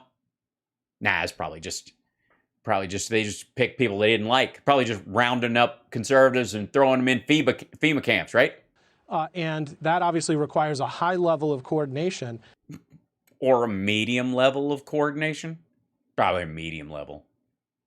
And look, with the hearing that was pointed at me and targeting me today. Well, I mean, I'm sure all criminals feel targeted. With, the special audience member of Sean Penn, so this is Hollywood, the very next day, it looks highly coincidental. And Tucker, I just don't believe in coincidences. Yeah, it's not a coincidence. It's not accidental. It's part of information that they found that was extraordinary, and they realized they have a lot on you, and there's more to be had, and you might be getting rid of shit. And the fact that you get rid of shit when they already have it from other sources might prove that you have an awareness of guilt, and that plays into the case that they're making both against Trump and against this asshole. By the way, this will be one of those interviews that Tucker later on either continues to talk about this dude's innocence that he doesn't believe in after he gets indicted, or will pretend he didn't have, talking about memory holing at the beginning of the clip. So you know Chris Wray, of course, who runs FBI. You probably know Merrick Garland. He's been around Washington a long time. Why do they hate you? Both of them have... Why does everyone on Trump's legal team think you're a complete jackass? Decided to pervert and corrupt our most basic institutions on behalf of Joe Biden.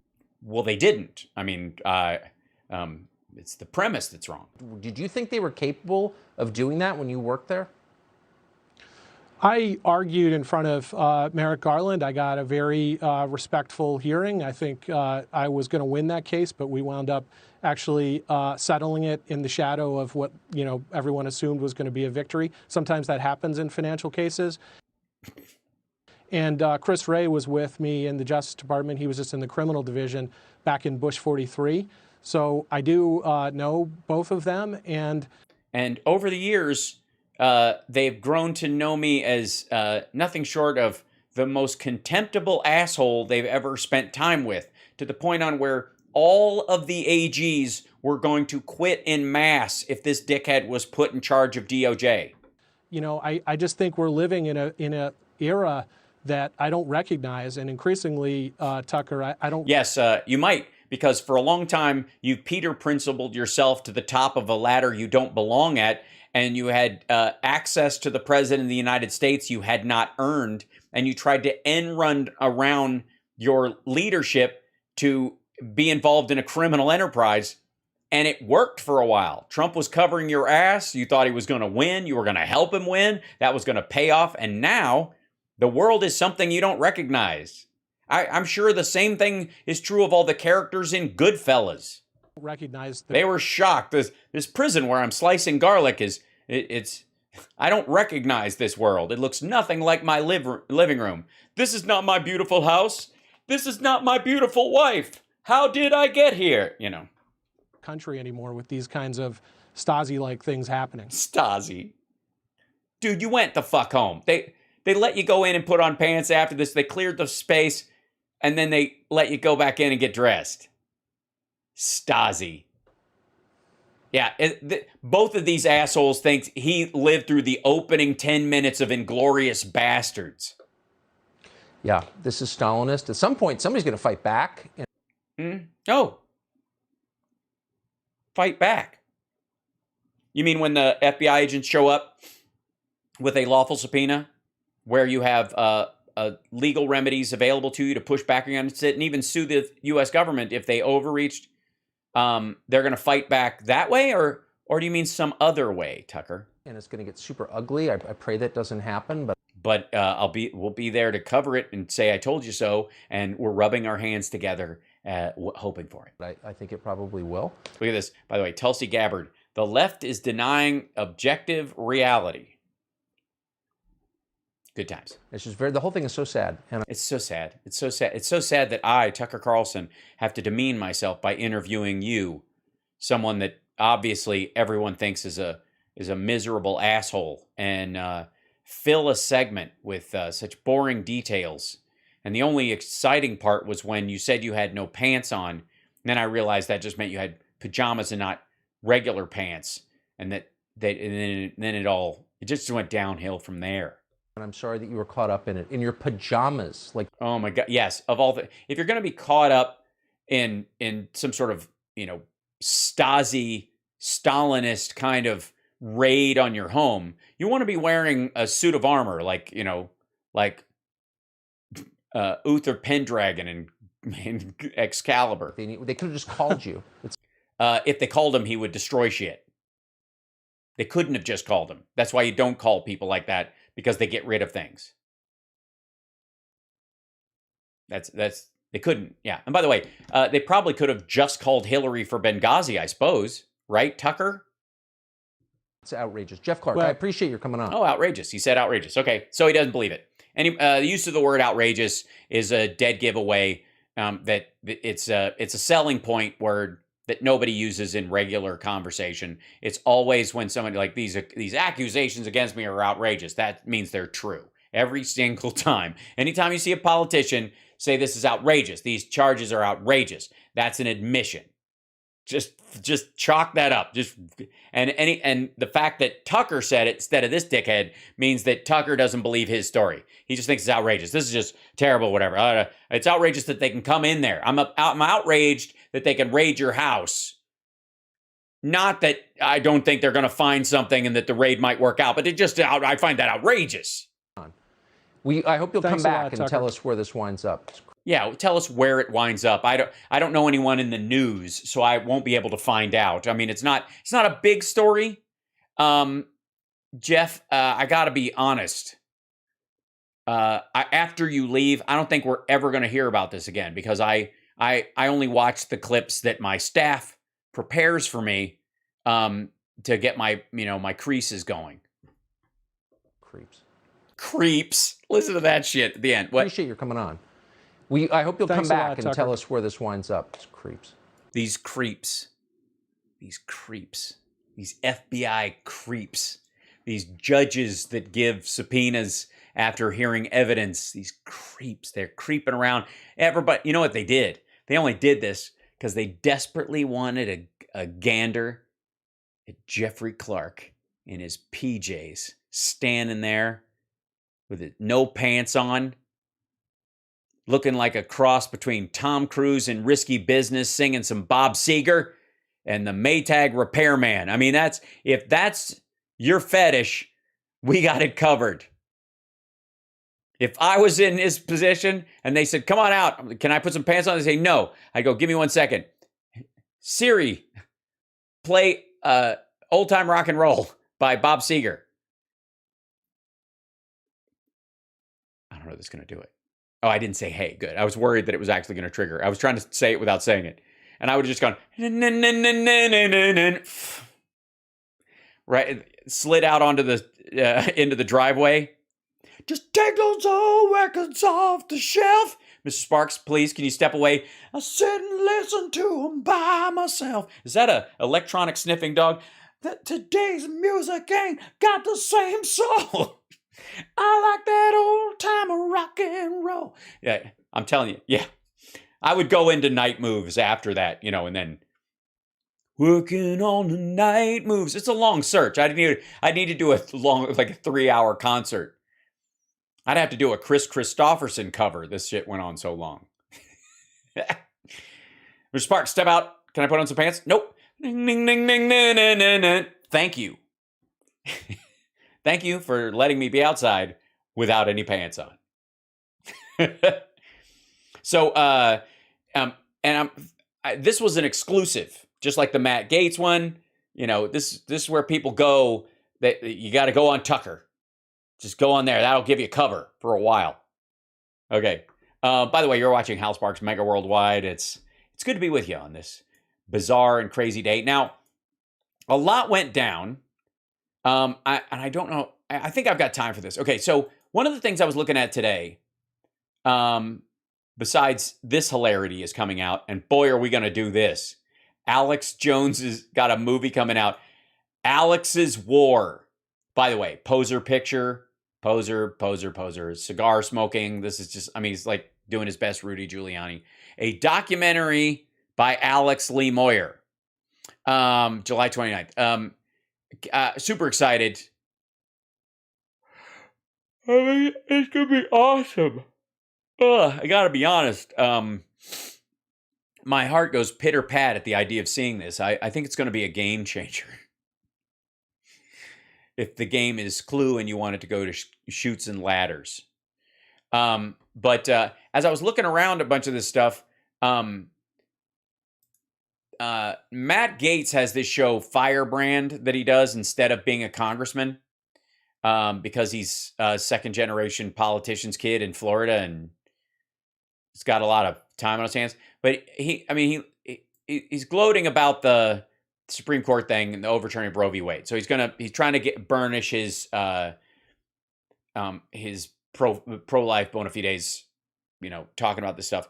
Again, maybe he takes calls. I don't know what the headphones are about. But Jane's revenge flyers, because we had members of our team actually on the ground. So he sent somebody out. We had actually people on the ground, 600 yards from my office. I love how this dude's like, dude, I have Philip Ittner coming on my show from fucking Ukraine, Lviv, Kiev, and Odessa. I'm the only streamer that I know of at this level that has a correspondent in Ukraine currently. Philip's his own man and we love him, but I'm going to claim that. Come on. Meanwhile, this dickhead's like, we had people on the ground. Like, the ground, you mean the same ground where your car is parked? It's across the street, asshole. So anyways, they sent people over and they got footage and made a compilation of people who were there. Of the Supreme Court. The decision was made. And I understood that there was like some college chicks there and we got all kind of reaction. And so we are going to bring you to the steps of the Supreme Court right here in Washington as the decision's being made. This report from Chris Cella. Take a listen. This is Chris Cella reporting for Firebrand. We are here at the U.S. Supreme Court, where a decision is expected to be handed down on whether Roe v. Wade is going to be overturned. Yes, we know. But I love when people play newsman. Also, well, there's so much to be said, not the least of which the two pairs of glasses. They both look like sunglasses. I hope they're not, but it looks like he left the house going, have you seen my glasses? I'll just wear these. Also, he's got one AirPod in. We are going to talk with some of the people on both sides. Notice he does not have any insignia on his mic cube. They took it off so that people would talk to him. Of the movement. We're going to talk to some pro-choice people, talk to some pro-life people, and see what they have to say, see what's got them so riled up. It's all about control. What's got them so riled up? Of women. It's not really about the fetuses or the babies, because they don't care. They're not pro-life. It's okay if cops kill black men. They don't care. They're not pro-life. Why do you think it is so important for Roe to be protected? 80% of Americans do not want Roe to be overturned, and so if this happens, it shows that this court is illegitimate and against what the people of this country want. It's something that affects millions of women and trans men across this country. Anyone with a uterus, it affects. It's not just about female reproductive rights, but also male reproductive rights if a man gets pregnant as well. It's about anyone with the uterus. Anyone with the uterus. And by the way, he's trying to bait her into, she thinks trans men are real. Like, that's part of this argument. He's just like, never pass up an opportunity. Like, notice how he didn't bait anybody else with a question, but since she went there, he wanted to clarify that so they could cut that later. What will women, do? What do you think the reaction will be if Roe is overturned? If Roe's overturned, we are going to have millions of people in the streets across this country. 80% of Americans do not want Roe to be overturned. Did it just get overturned? Did something? Jesus. Let's read it right now. The Constitution does not confer a right to abortion. So those are the pro-abortion folks. These are the anti-choice folks.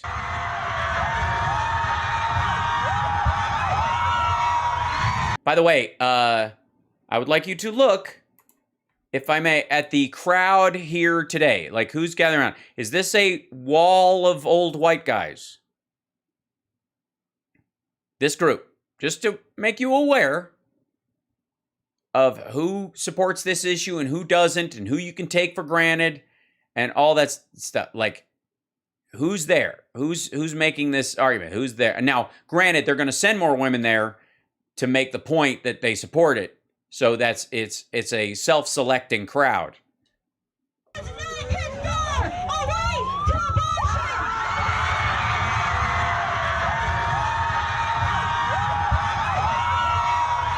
By the way, they're all wearing similar shirts, and it reeks of the Christian groups that I always see at amusement parks who come together.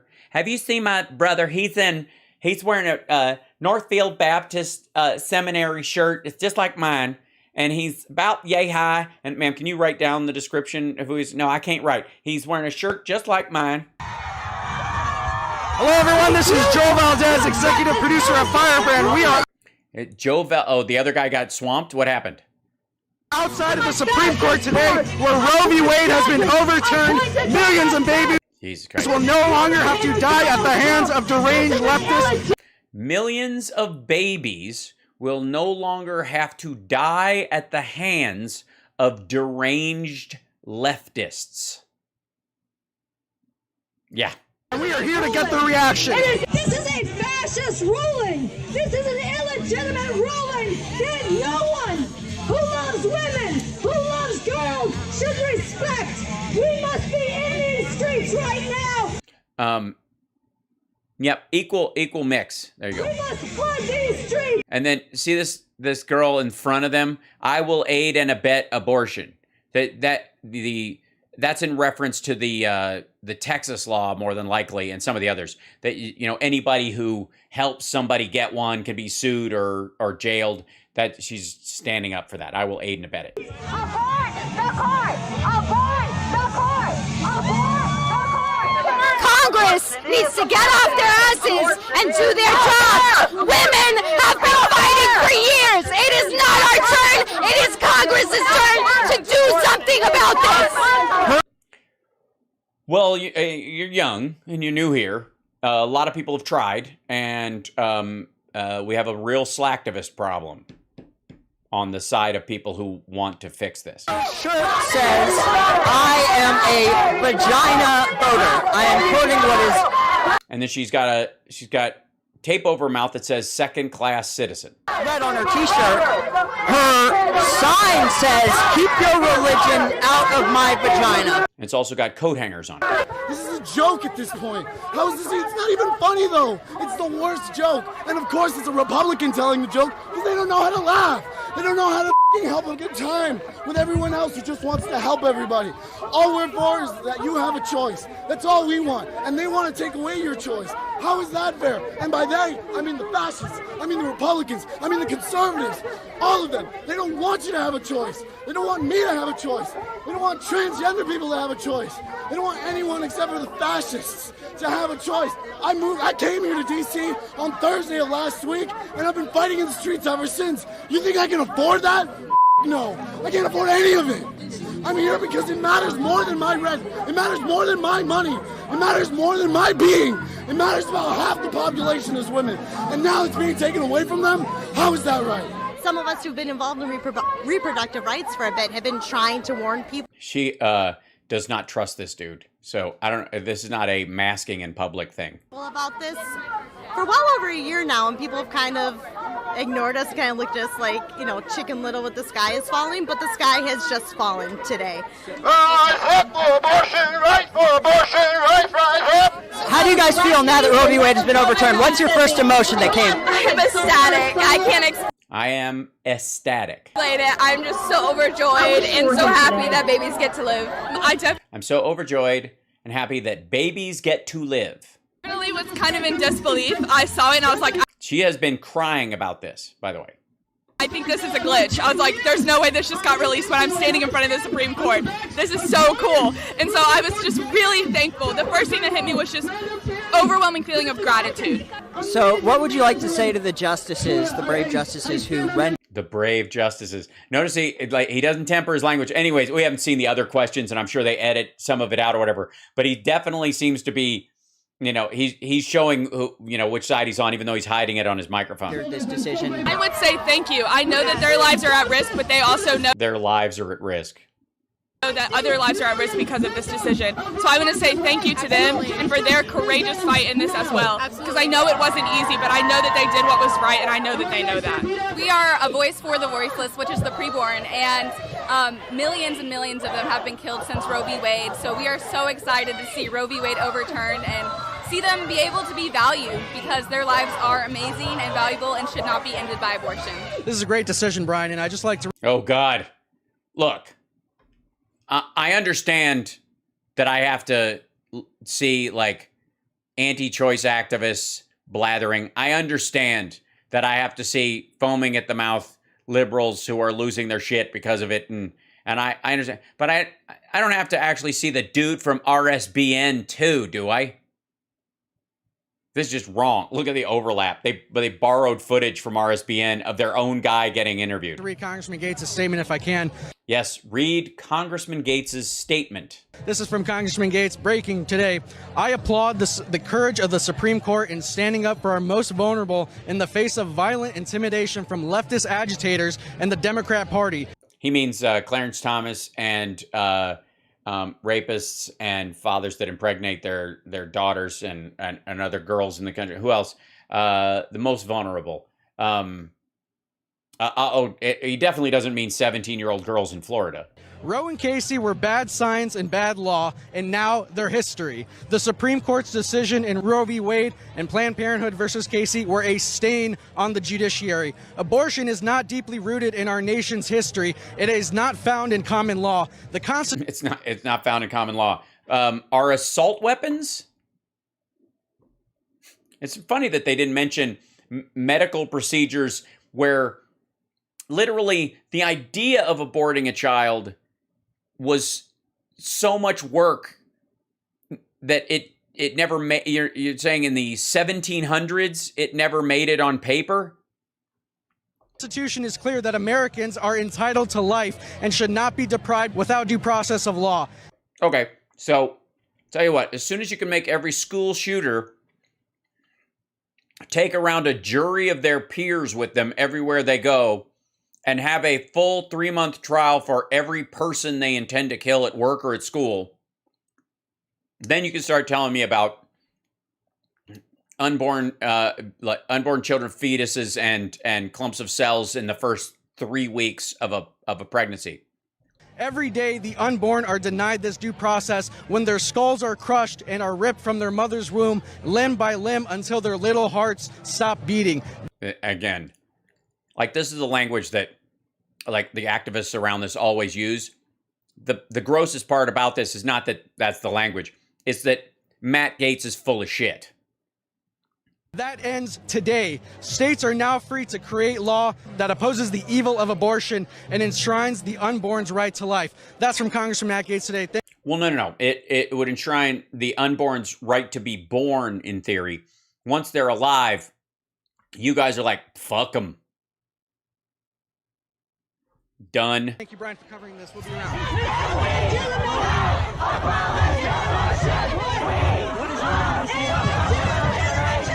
What many people call bad science, bad law, is now history. This is a huge win. That's the end abortion now. Look at that pro-life fist. activists all around the country.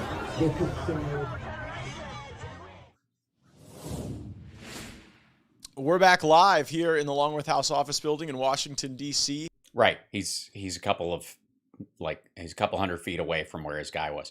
That is, it's legal in Washington, D.C. That's a snippet that they put on their website of the people who were gathered there, and they had their guy there because they knew when the announcement was coming down. Now, it's curious to me that they knew the announcement was coming down and sort of when, in an almost Ginny Thomas tip-off kind of a way. So they were able to hoof it over there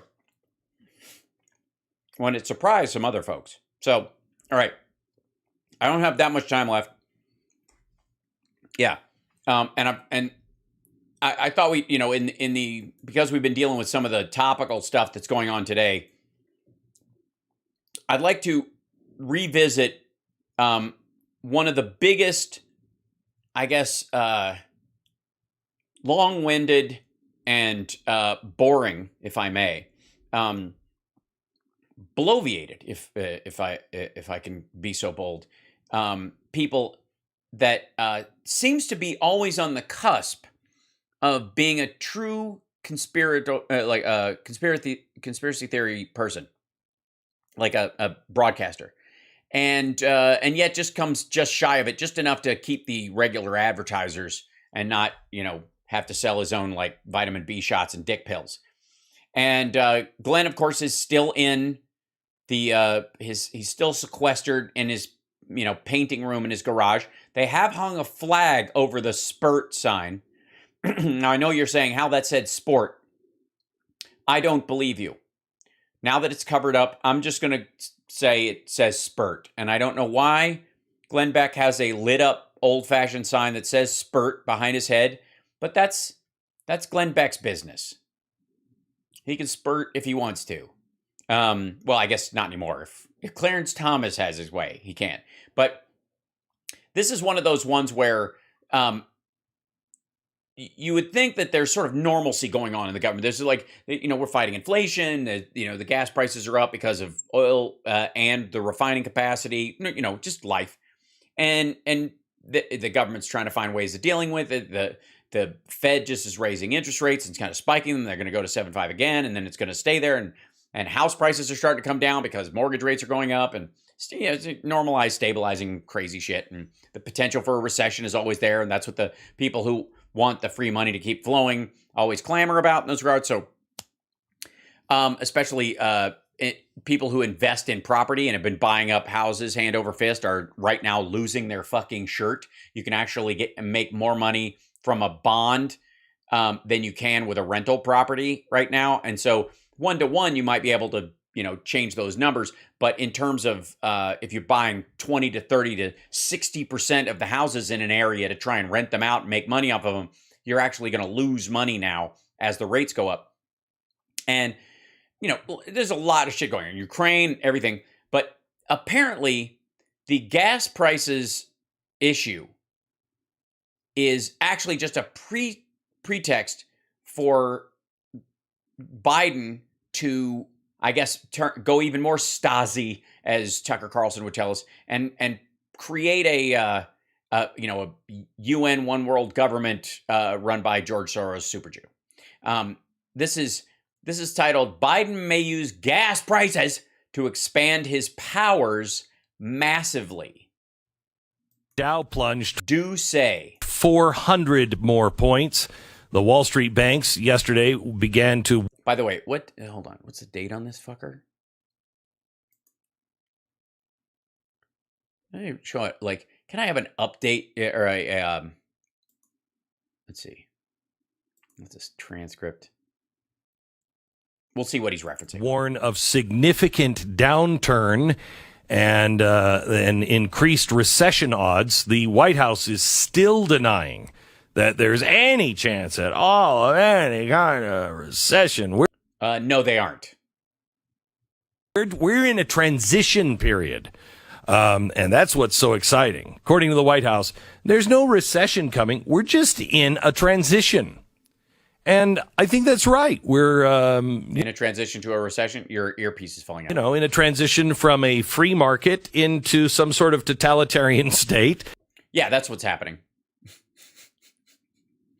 Where the administrator it forces all true, God-loving, flag-fearing Americans to broadcast from their garage. Joe Biden just keeps wanting to, take things over. No, I don't know. What are you talking about? Don't know if you saw this, but he probably not. He demanded yesterday that gas stations lower their prices. He demanded. He did. And I hope they listened because he has the ability to murder them. He's going to, what is he, sending death squads?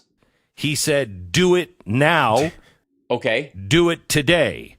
Bring down the price you're charging at the pump to reflect the cost you are paying for the product. Right.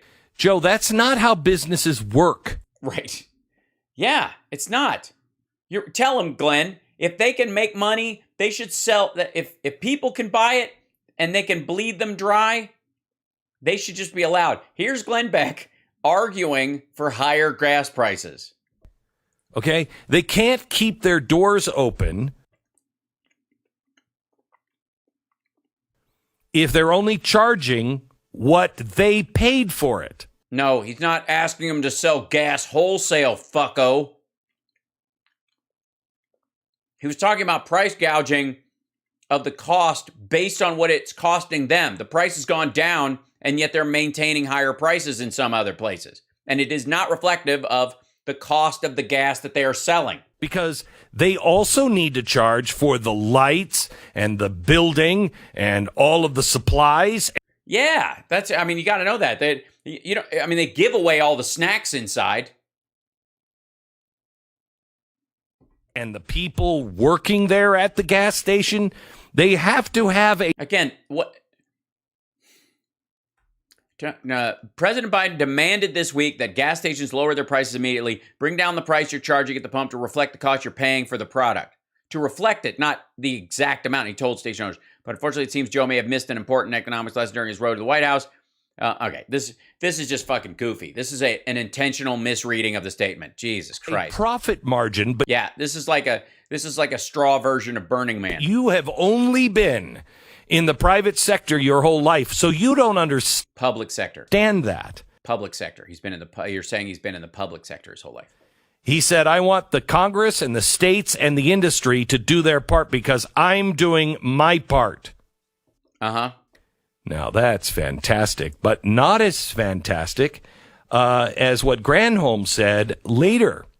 Okay, so she insisted they're going to use, let me guess, they're going to pass a law that you have to sell gas at cost. So they're asking for a tax holiday, which is ridiculous. It's ridiculous. Ridiculous. Yeah, tax breaks? The fuck? First, it's ridiculous. First, we, practically emptied out our strategic reserves. No, we didn't. Now he thinks we have 50 million barrels in our strategic reserves total.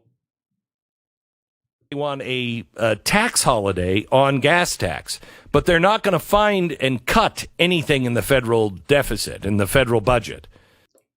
Yeah, that's not where that goes. And the deficit's already been cut in half. So they got to keep paying for all of these, equitable roadways and everything else. So equitable roadways. Yes, the drag, like, how are you going to get your kids to a drag queen reading hour at the library? They're just going to find that without riding the Rainbow Road money. Well, they're going to find it at the Fed, and the Fed can't. Oh, we're going to print money to pay for the gas tax. We've already allocated. This is so stupid. Can't sell our treasuries to anybody. We can't sell our treasuries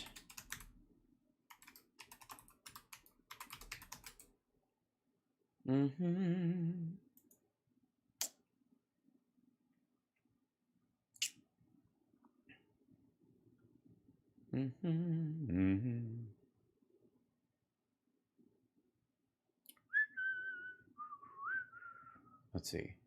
Today's stock futures essentially flat. Your treasury yield above 3%. Where's that? Oh, that's 2 weeks ago. I need a new one. Treasuries. Yeah, all right, I'll just do U.S. treasuries. U.S. Numbers.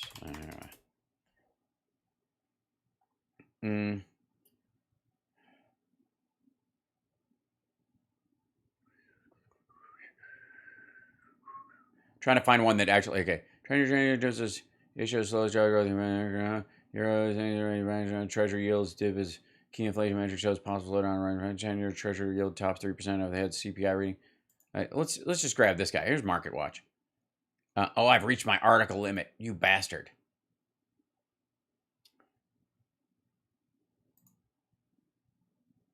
This is from the NASDAQ. But when is this? This is the 23rd. Okay, this isn't too far ago. Here we go. This is kind of what I think he's trying to talk about. Wait, 1 second. Shrink it down so it fits on the page. There we go. Treasuries yields tumbled to 2-week lows. 2 weeks. Oh my God, the worst in 2 weeks on recession fears. June 23rd, U.S. Treasury yields fell to 2-week lows on Thursday on concerns that the Federal Reserve will cause a recession by aggressively hiking interest rates and on growing belief that the yields may have topped for the near term, even if inflation stays high. Yields have dropped from more than decade highs reached before last week's Fed meeting. Oh. when the U.S. central bank hiked rates by 75 basis points, the biggest increase since 1994, and signaled a similar move as possible in July. There are growing recession fears, said Benjamin Jeffrey, an interest rate strategist at BMO Capital Markets. As concerns about an economic downturn increase, Jeffrey said the 10-year yields could drop back to 2.5 to 2.75 area, especially if we started seeing even more concerning economic data and even maybe some slowing in terms of hiring. Benchmark's 10 years fell to 3 before rebounding fell to 3.005 before rebounding to 3.070. They have dropped from 3.498 on June 14th, the highest since April 2011. Oh, my fucking God. All right, 2-year Treasury yields reached okay, boring. He doesn't know what the fuck he's talking about. People are buying treasuries. So the Fed will just print more money, put it on our bill, and then give it to the United States.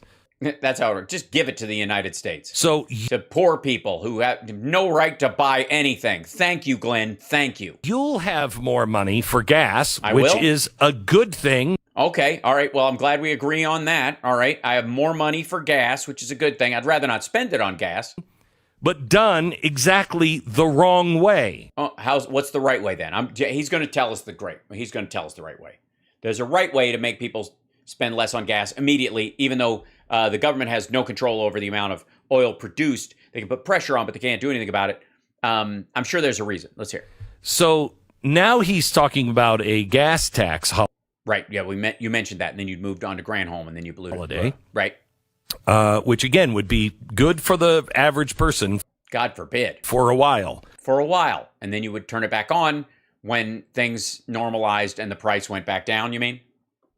However, normal people suck. Granholm came out yesterday and said, if these companies don't lower the gas price, the president will use every tool he has. Nukes. Including the Nukes. Defense Production Act. Oh, my God. Not the DPA. You mean the federal government is going to spend money giving it to oil companies to make them raise refining capacity because they can't borrow that money because the Fed is raising the rate of borrowing money? Dear God, how will we ever survive? And the Defense Production Act, I mean, that's communism. That's communism right there. So this would be the third time, Stu, that they've invoked the Defense Production Act, something that hasn't been used since Trump did for COVID? The war in Korea. Oh.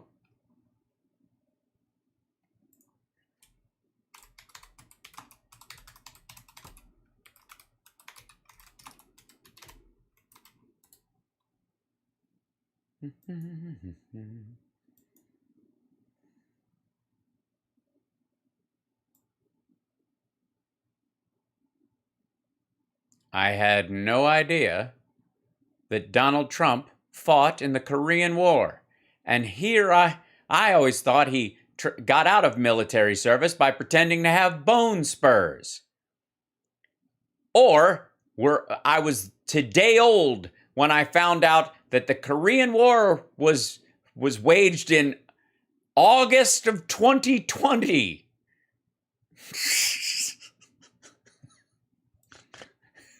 Look at Stu's like, you motherfucker. How dare you? Now I have to correct you? How dare you, asshole. This is a wartime act. Uh-huh. And we are at war with communism. And if you think that they won't declare a national emergency, mark my words. We already did. This was related. You don't have to declare a national emergency for the DPA. When this happens, run for the hills. Which hills? I need to know, because the hills have eyes. Also, I'm convinced that the federales are in the hills. I think it's an ambush. They are going to declare a national emergency. I do declare there's a national emergency. On climate change. Climate change, national emergency. That's why, to fight climate change, I'm using the Defense Production Act. I don't know why Biden is Scarlett O'Hara in this, but I don't care.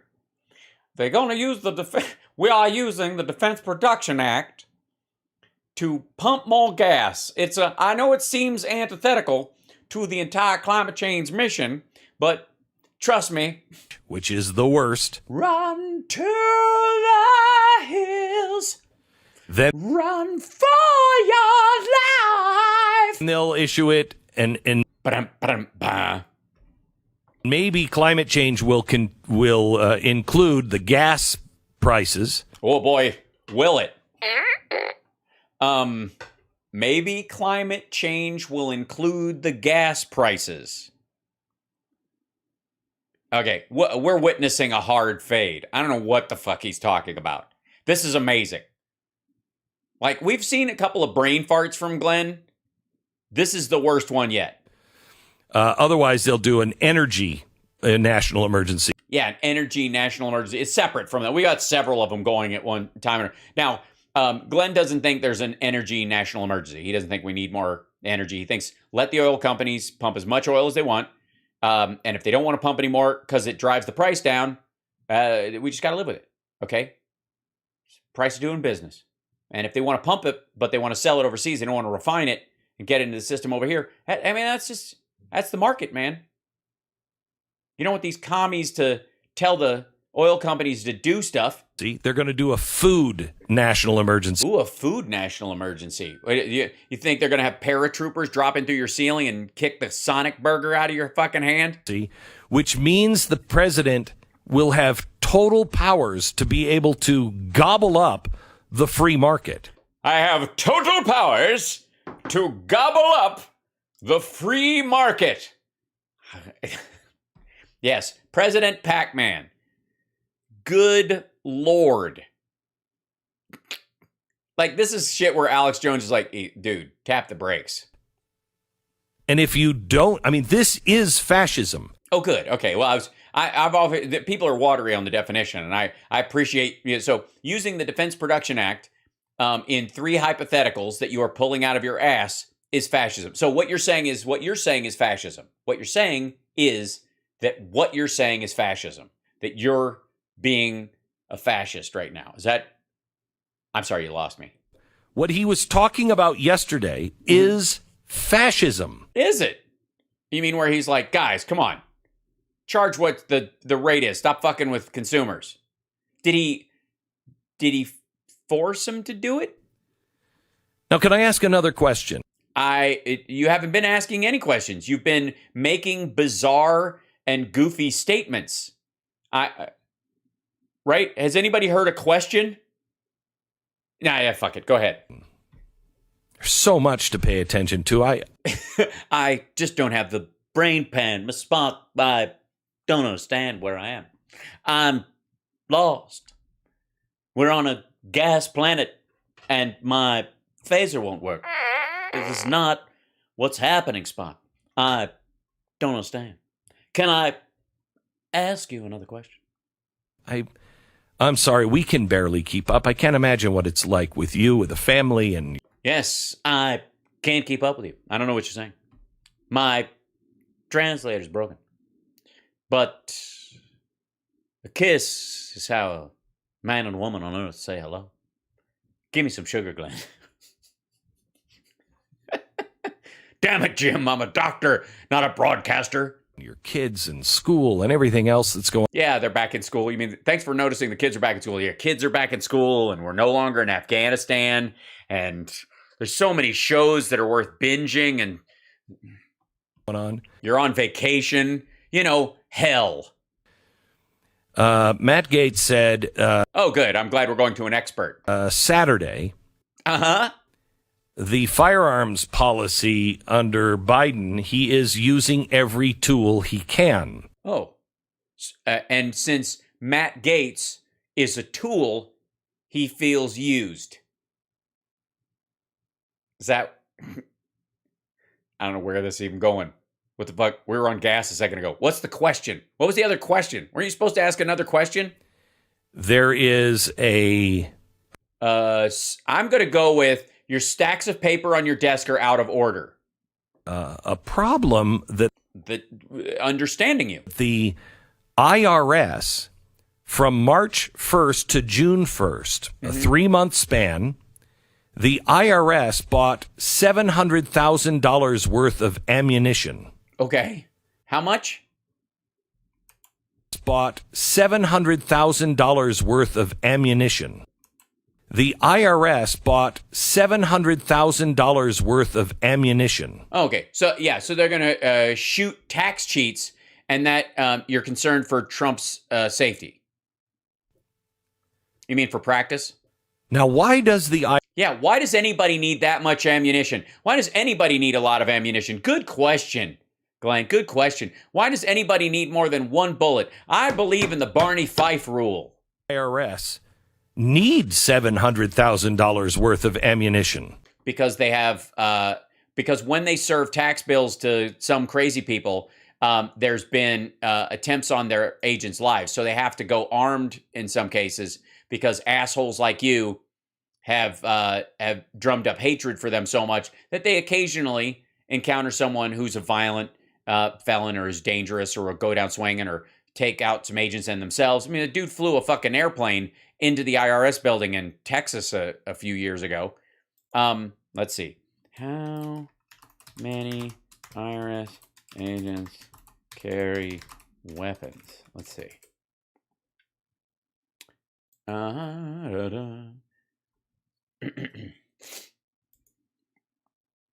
It is important to note revenue officers' job is to collect money from taxpayers who owe $5,000 or less. They will carry plastic ID bags and not... let's see. IRS special agent investigates tax. What to do if the tax... Oh, here you go. This is from... Here you go. Okay, hold on one second. Shit. IRS carry firearms. Convention of States, not only confident. IRS agents have guns, don't shoot straight. Criminal investigation, firearms training, white SRs, need guns, well, okay. This one keeps. I started to click on this so you could read it, but the article right here, see this? IRS has 4,600 guns and 5 million rounds of ammo. This is in November 16, 2021. IRS has stockpiled 4,600 guns and 5 million rounds of ammunition as of January 1st, 2019. Now, I don't remember who was president in 2019, but we'll see. Revenue officers and revenue agents are not permitted to carry firearms. However, if they fear danger in certain situations, they can request an armed escort.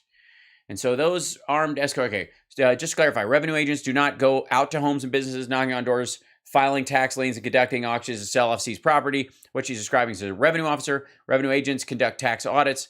They perform collections, seizing property. Neither RAs nor ROs carry guns. Special agents of the Criminal Investigation Division perform criminal investigations of alleged tax fraud. They can carry guns and kick down doors because they're a federal law enforcement, just like the special agents of the FBI. When an RA uncovers what appears to be criminal tax fraud, he transfers the case to special agents in CID. When an RA or RO needs an armed escort, it is not the special agents in CID who provide it. Armed escorts are provided by the equally well-armed special agents of TIGTA, the Treasury Inspector General for Tax Administration. TIGTA is a tiny little agency whose sole mission is to prevent corruption at the IRS. In the old days, they were the IRS Internal Affairs, but they were spun off, so now they report directly to the Secretary of the Treasury and not to anyone at the IRS. People at the IRS are scared of TIGTA the way regular people are scared of the IRS. There you go. So they've got 4,500 armed agents that deal with stuff like that, and they have to keep practice, and so they buy ammo to practice. There's only two answers. Now, okay, there's only two answers. One, they're coming for Don Jr., and he's bulletproof. Or two, they like to get drunk and shoot rats at the landfill every weekend. Oh. This is on top of the, $1.8 billion that Department of Homeland Security spent on it. Spent on what? There's several agencies that are buying up ammunition.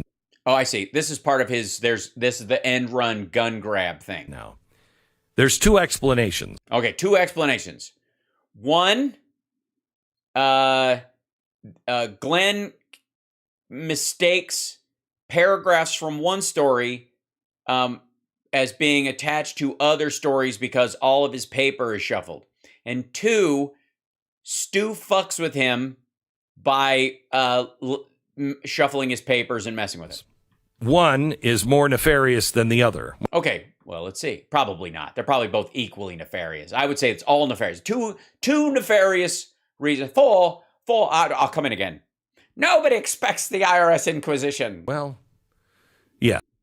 One is more nefarious than the other. Okay, important for making the clarification. If only just to fill time until you can throw to commercial. One is they just have plans on arming everybody in every agency, and you will do exactly what they say, or they'll shoot. Or agents that have firearms have rounds provided to them, and they have to be trained and go regularly, discharge their firearms, and practice proficiency regularly. And so they have gun ranges inside some of these places that they share with other groups, and they kind of in a rotating budgetary area. They have the arms available, the guns themselves, and the ammo available.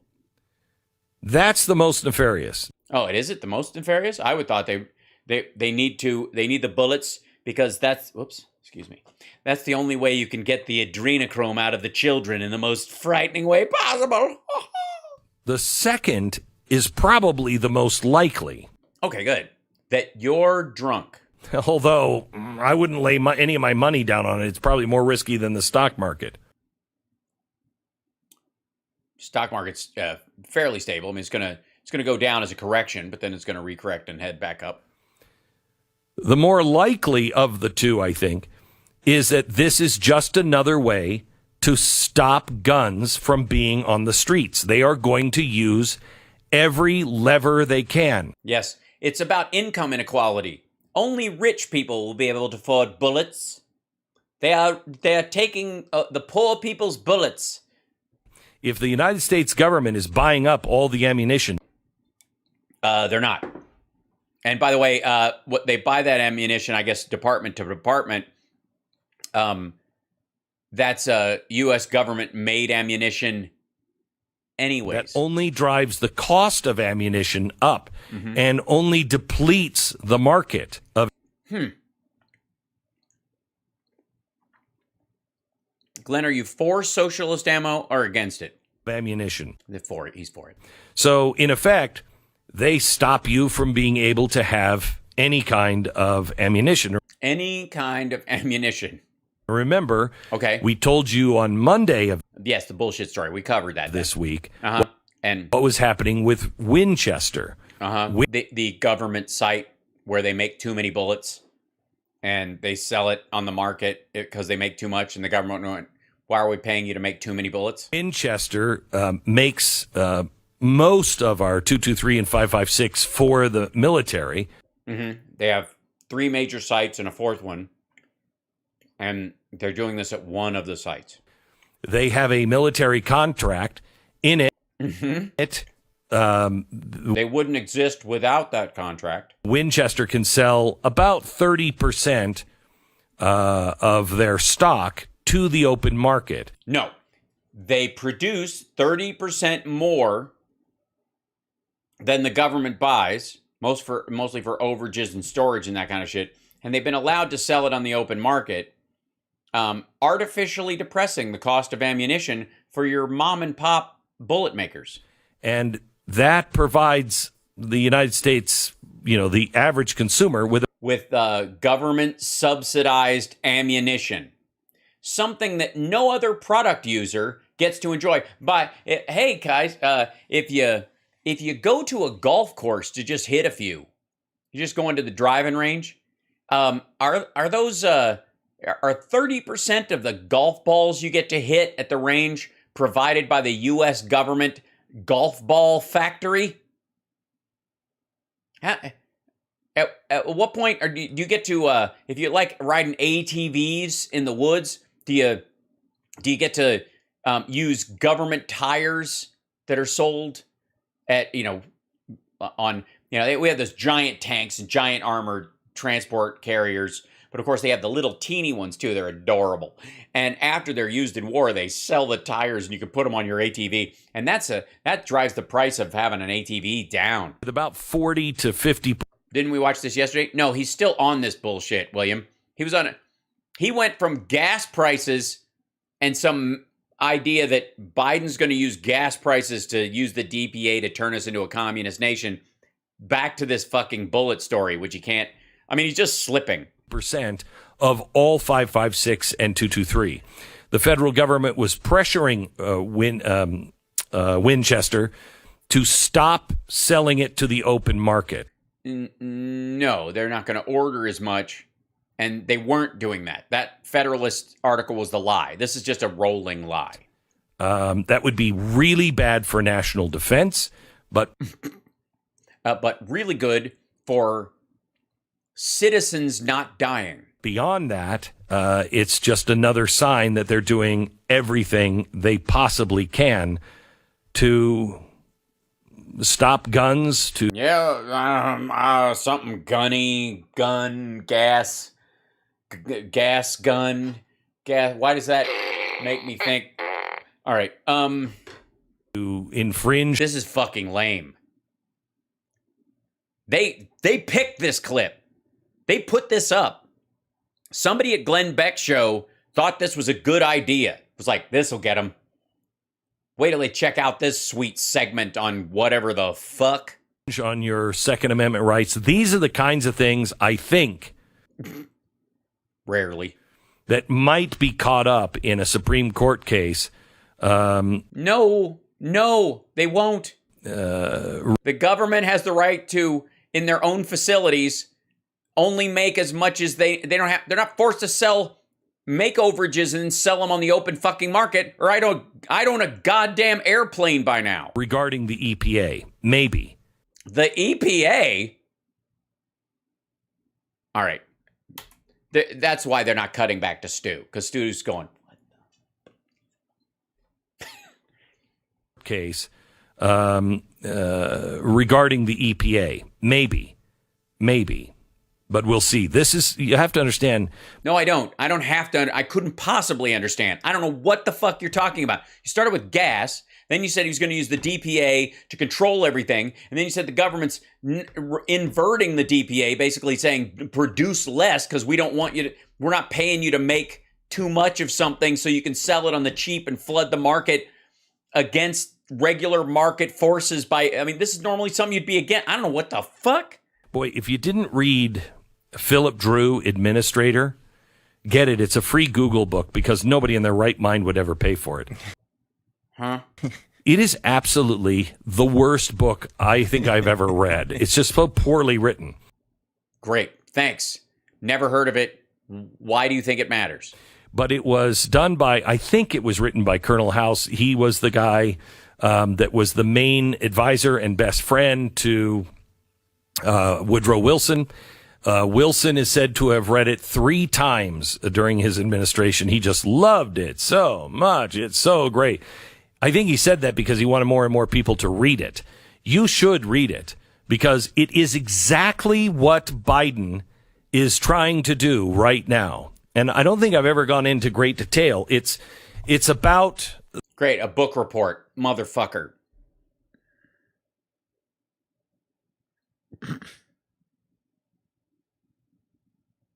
Is that it? Is it they just leave him alone in his garage? Shit. The country is in chaos. The country's having all kinds of problems. Yeah, that's never happened before. No time in history. And all of these people just love this hero, Philip Drew. He's a war hero, and he's great, and everybody loves him, and he's super, super honest. And all he does, he just loves the country so much, and everybody knows that he's not going to do anything to hurt the country because he's your average Joe. So great. So far, you got me looped in. It sounds like a pamphlet. So he becomes president, but he doesn't want to be called president. He just wants to be an administrator. Because he's not qualified to be president. He He's an administrator, and he can just use all of the administrative tools of the presidency to get the experts in who know more than he does. Right. As opposed to Trump, who was saying, I'm going to get in all the best people. I'm going to bring in all the best people. I know more than they do, but I'm going to bring in the best people because we have stupid people in right now. I'm going to bring in the best people. Now, the people that I bring in 2 to 3 years, I'm going to call for their heads and try to get them fired, and if not, replace them regularly. No more than the average person, and he's going to let science settle everything. And so he gets into office. He begins to do exactly what Joe Biden is doing now, and then he starts... Oh my God, he got an infrastructure bill passed? Just as an administrator? He got us out of Afghanistan? He got a bipartisan gun bill through? He cut the deficit in half and unemployment in the same year? This guy's a great administrator. Telling the companies in the country exactly what they can and cannot do, exactly how they're going to do, but based on experts. I mean, he's not an expert. So he just listens to the expert. And then when the experts speak, he tells the people the news, and the people rejoice because it's so wonderful having an expert administrate everything in American life. Well, it must be refreshing after, like, say, I don't know, a rando doofus who gropes his own daughter. It goes on by by 2/3 of the way in. Well, it's good. I can just skip to that point. Philip Drew he's already abolished Congress, and he has rewritten the American Constitution. Yeah, okay. So it's plausible. I can see where this is going. I mean, this is basically the Biden administration. It's only 2/3 of the way in. I mean, we're about that point in Trump's presidency, maybe another 8 months. Based on what the experts say. Yeah. And then on top of that, he does something else special. Oh, all right. Tell us about it. Please tell me. I'm worried. Don't get up. Is this a pop-up book? I'm starting to worry. He goes state to state and abolishes their state constitutions. Oh, that's easy. Does he have a silver hammer that he does it with? As well. Philip Drew, Administrator. You can get it free on Google Books. And it is a must read if you want to understand where this administration is going. What? What was that segment? What? This was all, I mean, he's been doing a bunch of this, like, Biden power grab bullshit. But I swear to God, like, if I didn't know better, I think they've just edited the fuck out of a clip just to mess with him. Just filling time.